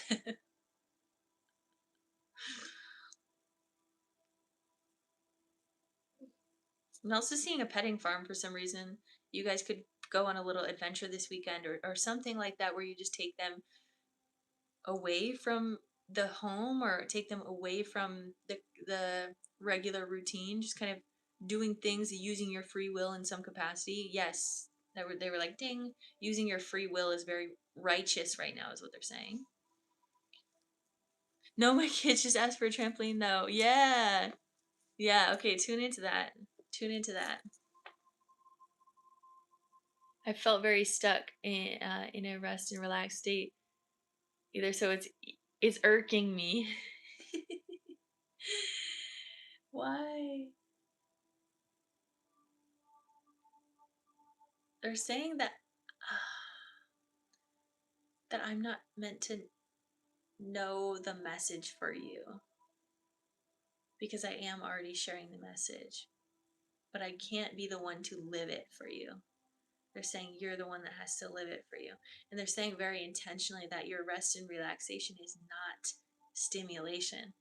It's very intentionally rest. Like kind of what we had talked about in the beginning. When we're choosing to rest with a stimulated state, you have to restart the clock. That wasn't real rest.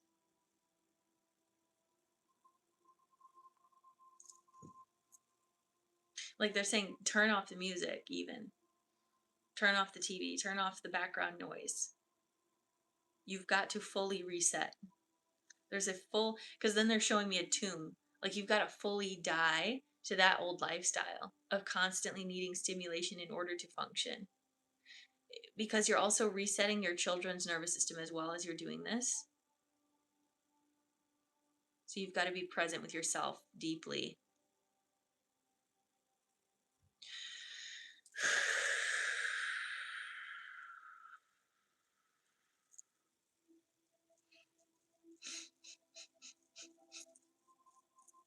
They're also saying eat maple syrup. I know, and it's like to an extent, I'm like frustrated as a human, because I'm like, oh my gosh, I'm receiving this message too, and I know it's frustrating because I have music on all the time. Yeah, they're saying turn that off because it's resetting your clock. If you want to get through this static, you've got to let go of the static, and the static is the stimulation. Ah, that makes sense. They're saying turn off the music and go outside, and you're going to feel the static releasing. They're saying specifically get away from technology and Wi-Fi. Your field is really connected to the radiation that is coming through those fields right now. And they're wanting you to be as far away as that as possible. They're showing me one of those like phones, those uh phone lines, whatever they are, that has like the coily phone type. They're showing that. Like go back to your roots. Not like legitimately, but they're kind of like showing that is the type of way that they want you to use your phone, is like for calls and emergencies. They really want you to step away from needing to be stimulated. They're showing, and I don't know if you've connected with the Bible, but they're showing even like studying the Bible, or studying like different religious texts.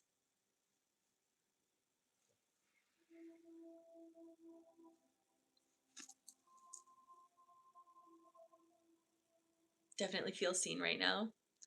Okay, that's what I'm going to say about that, because we are over time and I just realized this is such an interesting message. Again, I'm feeling this weird, like, kind of radiation in my head again, too. Step away from stimulation. You heard the message. They said it multiple times. I don't have to say it again. Bringing light down to your crown, third eye. Don't sulk in pity. Swim in victory. Down through the throat. Go outside. Down through the heart.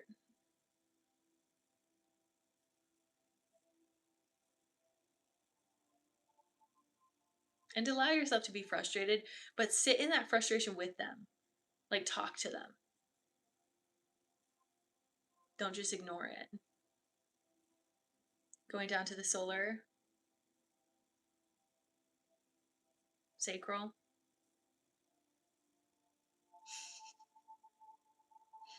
root, hips, thighs, back of thighs, knees, back of knees, shins, calves, ankles, feet, grounding down into the earth, going down. Bring those roots all the way down into the earth.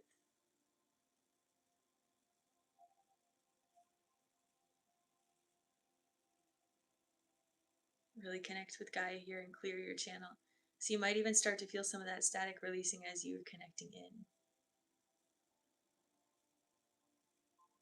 Bringing this all the way down to the crystalline core, wrapping your roots around the core and sending this energy up and around as we're all learning this message together. Good morning, Grand Rising. All right, bringing beautiful unconditional love back up through your roots, feet, ankles, shins, calves, knees, thighs, hips, root, sacral, solar, heart, throat, third eye, and crown, all the way up into the heavens, allowing this to be your truth if it feels right to you. And bringing this energy all the way back down and around you, and so it is. And so it is.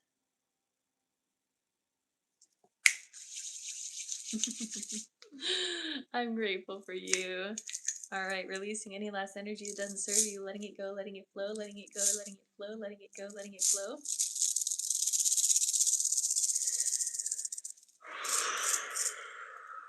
Bringing unconditional love into every cell of your body, illuminating from the inside out, appreciating the love, the joy, the peace, the bliss, the honor of being alive here in this present moment. I see you, I love you, I honor you. Bringing golden light energy all around your aura, keeping you safe, sane, and protected. Abundance all the way through you and into the collective consciousness field as we all shift together. Take a deep breath in.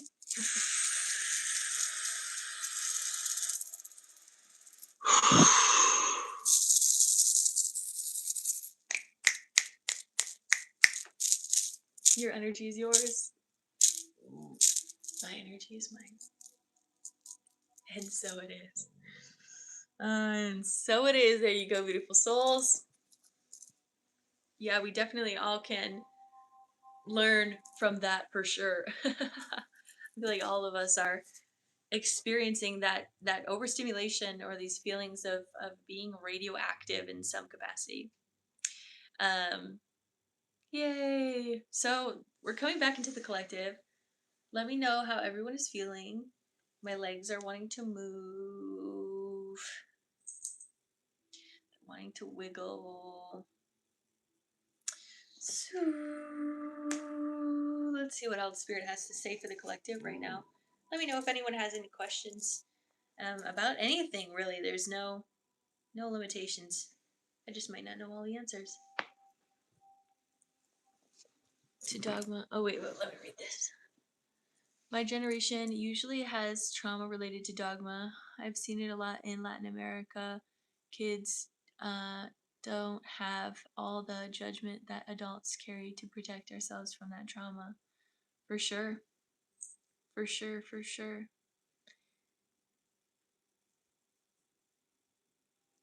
As a chorus of people singing together, I love that. And we all shift together.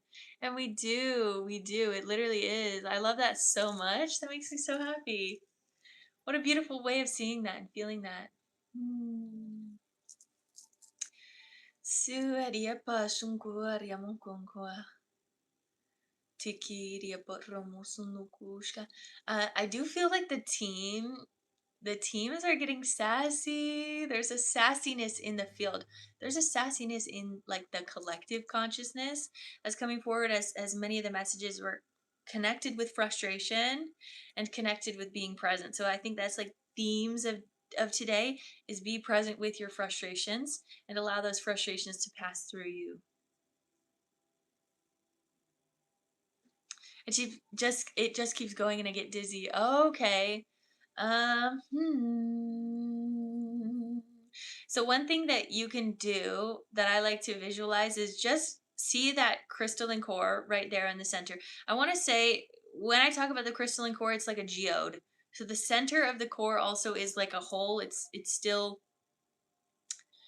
open, and that's like the absolute womb space of Gaia.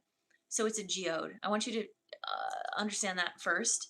And then if you can just like feel or visualize the crystalline core, and then you can almost visualize it outside of yourself. So like seeing the crystalline core down here and then seeing yourself up here. And I want you to visualize a bungee cord connecting from the crystalline core up into your feet or up into your root, and then feel that. Sometimes that can help relax your body or bring you in without needing to feel all of the roots and feel all of the expansion of earth. Sometimes just one bungee cord of light can help.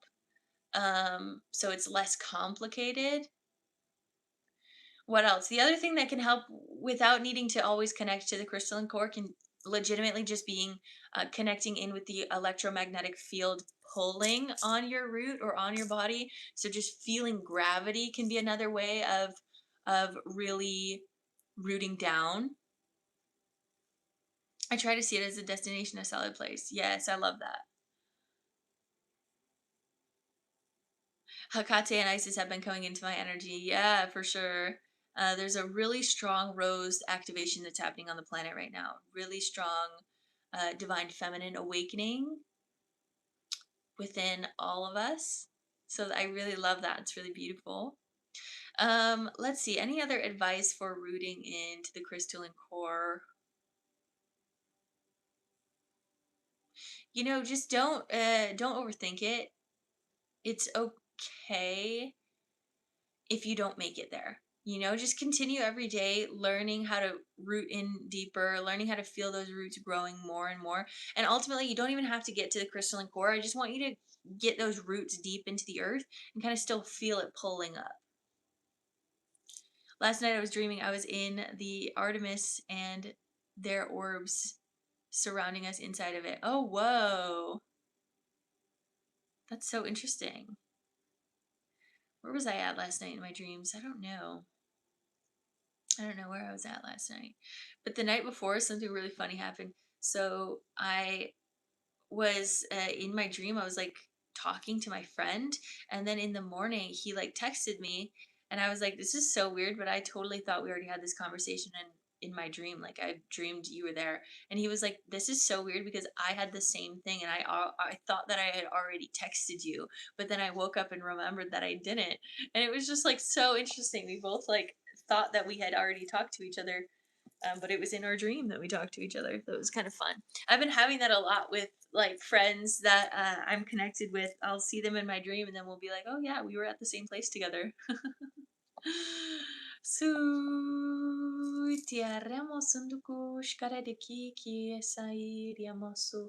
there's This energy of frustration, I think definitely, if you guys have been tuning into astrology, there's this energy of a ton of different planets coming into alignment in Aries soon. I don't know when it is. I think it might be this week.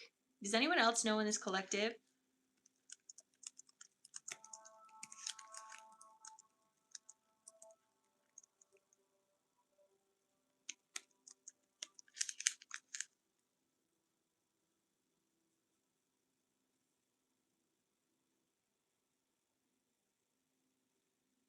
April 19th. The collective session did finish, or I guess we're kind of in the collective now. I'm just looking up different things. Oh, they're saying the new moon. Oh, that's what it was. On this new moon. So April 17th is the new moon. Aries creates the peak, 6 or 7 heavenly bodies in the sign of Aries. And then April 19th to 20th, a rare Mercury Mars Saturn triple conjunction occurs at 7 degrees Aries. So 17th through the 20th. Oh wait, let me just go through all of this. So April 9th, which is tomorrow. Oh, this makes sense why we're talking about the frustration today. Someone said tax day, LOL. Yeah, okay. So April 9th, Mars enters Aries, providing an initial surge of energy. That's tomorrow. Mars goes into Aries, its natural sign. That's why that energy is coming forward. That makes a lot of sense. April 14th to 15th, Mercury enters Aries, intensifying communication. April 17th, new moon in Aries creates the peak with 6 or 7 heavenly bodies in that sign. April 19th to 20th, a rare Mercury Mars Saturn triple conjunction occurs at 7 degrees Aries. Key themes: total identity reset. What have we been talking about? Anyways, considering a personal new year, this alignment is focused on starting over, healing, and changing personal identity. So this is why some of you guys could feel like you're like morphing when you look at yourself in the mirror. You're like, who am I? What am I doing? What is life? What's going on? And I think that even goes into kind of Jessica's healing of like, be really present with yourself right now. Hurry up and wait. I don't know. It's that kind of energy. High action / impulse. A mix of Saturn and Mars means lacking brakes while wanting to run, a powerful time to push through, but needing careful action, particularly around April 12th. Hurry up and wait. Major structural changes. Saturn's presence. Wait. What is that word? Yeah, that is presence. Saturn's presence ensures that new beginnings are meant to last, while Chiron promises profound emotional healing. Excellent. Lots of good energies here. 17th through the 20th mainly, but it starts tomorrow. Mars entering Aries. Lots of really exciting energy this month. Go check out my April energy update if you're curious about some of the key themes that we're going to be seeing. I also have a video coming out tomorrow about being grounded. So it's interesting that that's coming forward on the day that Mars enters Aries. There's a lot of functional energy, but the energy of that I was bringing up in the video is also something about working out and physically feeling the new earth consciousness in your muscles. So go check out that video, but we know that Aries signs or fire signs are often ignited into movement. They like to move. They like to, in a lot of ways, exercise. And so if you are a fire sign and you're not tuning into that divine medicine of movement, I really do suggest you tune into that. But also, all of us tune into the divine medicine of movement because we are going to physically create the new earth consciousness in our muscle fibers through our muscle memory. Our muscle memory. So when we're working out and we're working out with the intention of who we're becoming, we're creating a new identity through our muscles, and we're also creating a new identity through the collective field, the consciousness field, when we're actively engaged in this intention of new earth. Muscle memory, engaged activity, all of these things are coming forward. I had to give into rest. Good. I love that for you. Take that rest. Enjoy it. Enjoy it. That's great. When the lows hit, I feel like running from myself. Yep. They want you to sit in it. They want you to feel it. I know it's uncomfortable. I know it's really uncomfortable for a lot of us to really sit with that feeling of frustration. We do just want to run away, or we want to find some sort of escape. But they're saying that is not the solution any longer. The solution is not numbness. The solution is not running away. The solution is not addiction. It is fully being present with the thing that needs to come forward. And allow it that quick moment of uncomfort. And then on the other side of uncomfort, it's like, oh, it gets easier. It's okay. I just got to breathe through it for a couple minutes, couple moments. We are changing. It is really great. It's really awesome. Thank you for the heart, me love. Let's see what else is coming forward. I do see dancing. Energetic dancing is very important for the collective field. Again, talking about that muscle memory, feeling into what it feels like to fully be free in your own presence. That's important. Hello, welcome in, beautiful soul. Let's see, anything else that Spirit wants to bring forward today? Do we have any birthdays here in April? Spirit is wanting to celebrate some of the birthdays in April. Bringing love down through the crown, third eye, throat, heart. Some of you guys are going to be training and stretching, strengthening your spine this month. Solar. Complete reprogramming of securities. So we're not tuning into insecurities any longer. We're tuning into securities. What makes us feel secure? What makes us feel strong, confident? Securities. My legs are moving a lot, so there's a lot of energy also moving. We're going down into the womb again, feeling into that fire. We're feeling a fire kind of holding space in the womb this month, or these next couple. Yeah, I would just say this month, especially with all of these Aries energies that are coming forward.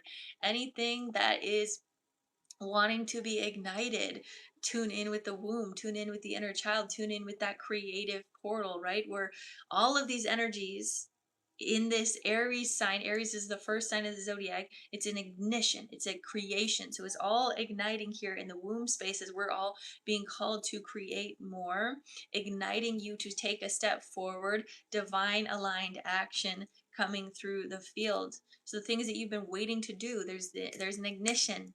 There's a key that is switching on. The car is started. Revving your engines. Let's go. Hurry up and wait. Spirit. It's almost like what they're showing me right now is this energy of, like, in the winter time when you have to, like, start your car. I don't know, maybe not all of you understand this, but as a Michigander, you have to start your car and get your car ready for before it starts driving, because it's not really good for the car to, like, drive in negative degrees. So you have to, like, get your car started and just wait. So that's kind of the energy that they're feeling right now, is this, like, okay, get your engine ready and then wait, because it's still gotta warm up. Hurry up and wait. Got me gagged for real. I'm like, geez, come on, Spirit. It's such a weird, uncomfortable feeling that we have to, like, be in right now, because it's like, okay, now, all right, is it warm enough? Like, can I go? And then they're like, no, not yet. Take your time. Take your time. But it's ultimately for your highest good, so that you're fully prepared moving forward, right? You're fully prepared. Your body is ready. Your car is ready. Everything is ready to be comfortable as you're about to drive, because you don't want to be uncomfortable. Your car doesn't want to be uncomfortable as you're about to take the next steps or go to the next location or the next reality that you're tuning into. So get into your little space vehicle, which is your body. Turn on the engine, get it riled up, move your muscles, move your body, get the motor going. And then when you're ready to go and Spirit says, all right, time to go, get on the road and run. It's like you're stretching right now almost. Get everything ready. Yes. Camping gear before you go. Yes. When am I going live again? I'll be live on, what day is it today? Wednesday? I'll be live on Friday at 10 a.m. to 1 p.m. Eastern Standard Time. 1, 2, 3, 4 on the clock, taking steps forward. Been waiting for the green light. Yes. Oh my gosh, we're at we're at the stoplight for like 5 minutes now. When is it gonna be? When are we gonna go? Come on, spirit. All these other cars are going. Why can't I go? Be patient. Hurry up and wait. It's funny because I have to like share these messages, but I'm like fully there with y'all. Like, what in the world? Really? Come on. uh, it's good though. It's good. It's good to learn patience. It's good to be fully present. Like we saw in Jessica's healing that last session, is like anytime that you like try to fake the presence or fake the patience, where you're like actually being stimulated instead of actually sitting in the patience, the clock restarts and you have to wait again because you're not fully actually waiting. You're not fully being present. It's a good reminder. It's a good reminder. Don't forget the gasoline. Yeah. Oh yeah, wait, the engine's empty. Let's go get some gasoline. Oh gosh, spirit. Lots of analogy here as we're trying to understand or comprehend or feel into what this next part of our reality is here in April. But also we can feel on the other end, like at the end of this month, like I can feel like I'm on the highway and I'm going fast. In Michigan, we got the 75-mile-per-hour speed limits. You're like, you're going 82. You're going 82 on the highway. You're not getting pulled over. That's the energy we're about to tune into. It's about to be quick. About to be quick. In the month of May, there's a lot of really strong activation. As I'm going to be in France, there's a lot of activation of the Rose lineage. So tune into that as well. You had to conquer that. I think it's always a thing that I'm conquering, at least. And I don't feel like I'm ever going to really conquer patience. I think it's always going to be a lesson that continues to teach me more and more and more and more. It's funny. I feel like I really have never fully conquered it.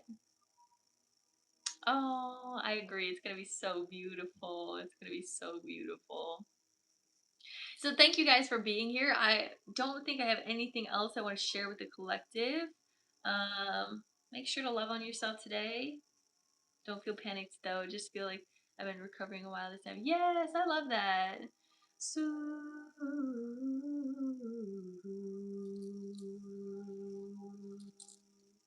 all right, bringing more light down through the crown, the third eye, the throat, the heart,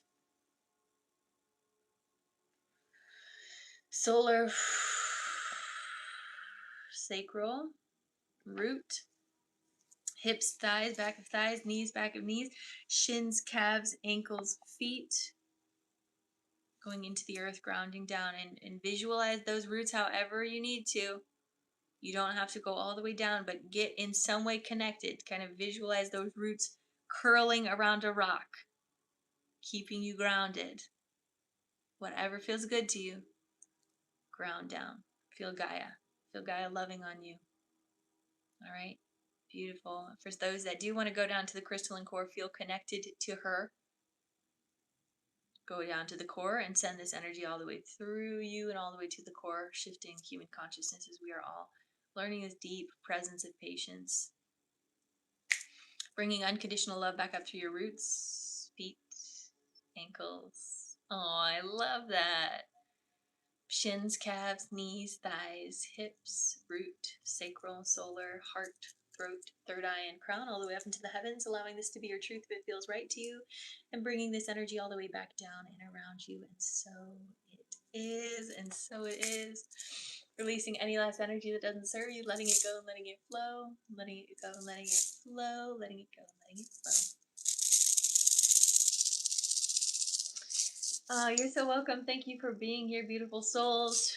Thank you to the mods over on YouTube. Always appreciated. Bringing unconditional love into every cell of your body, illuminating from the inside out, appreciating the love, the joy, the peace, the bliss, the honor of being alive here in this present moment. I see you, I love you, I honor you. Bringing golden light energy all around your aura, keeping you safe, sane, and protected. Abundance all the way through you and into the collective consciousness field as we all shift together. Take a deep breath in.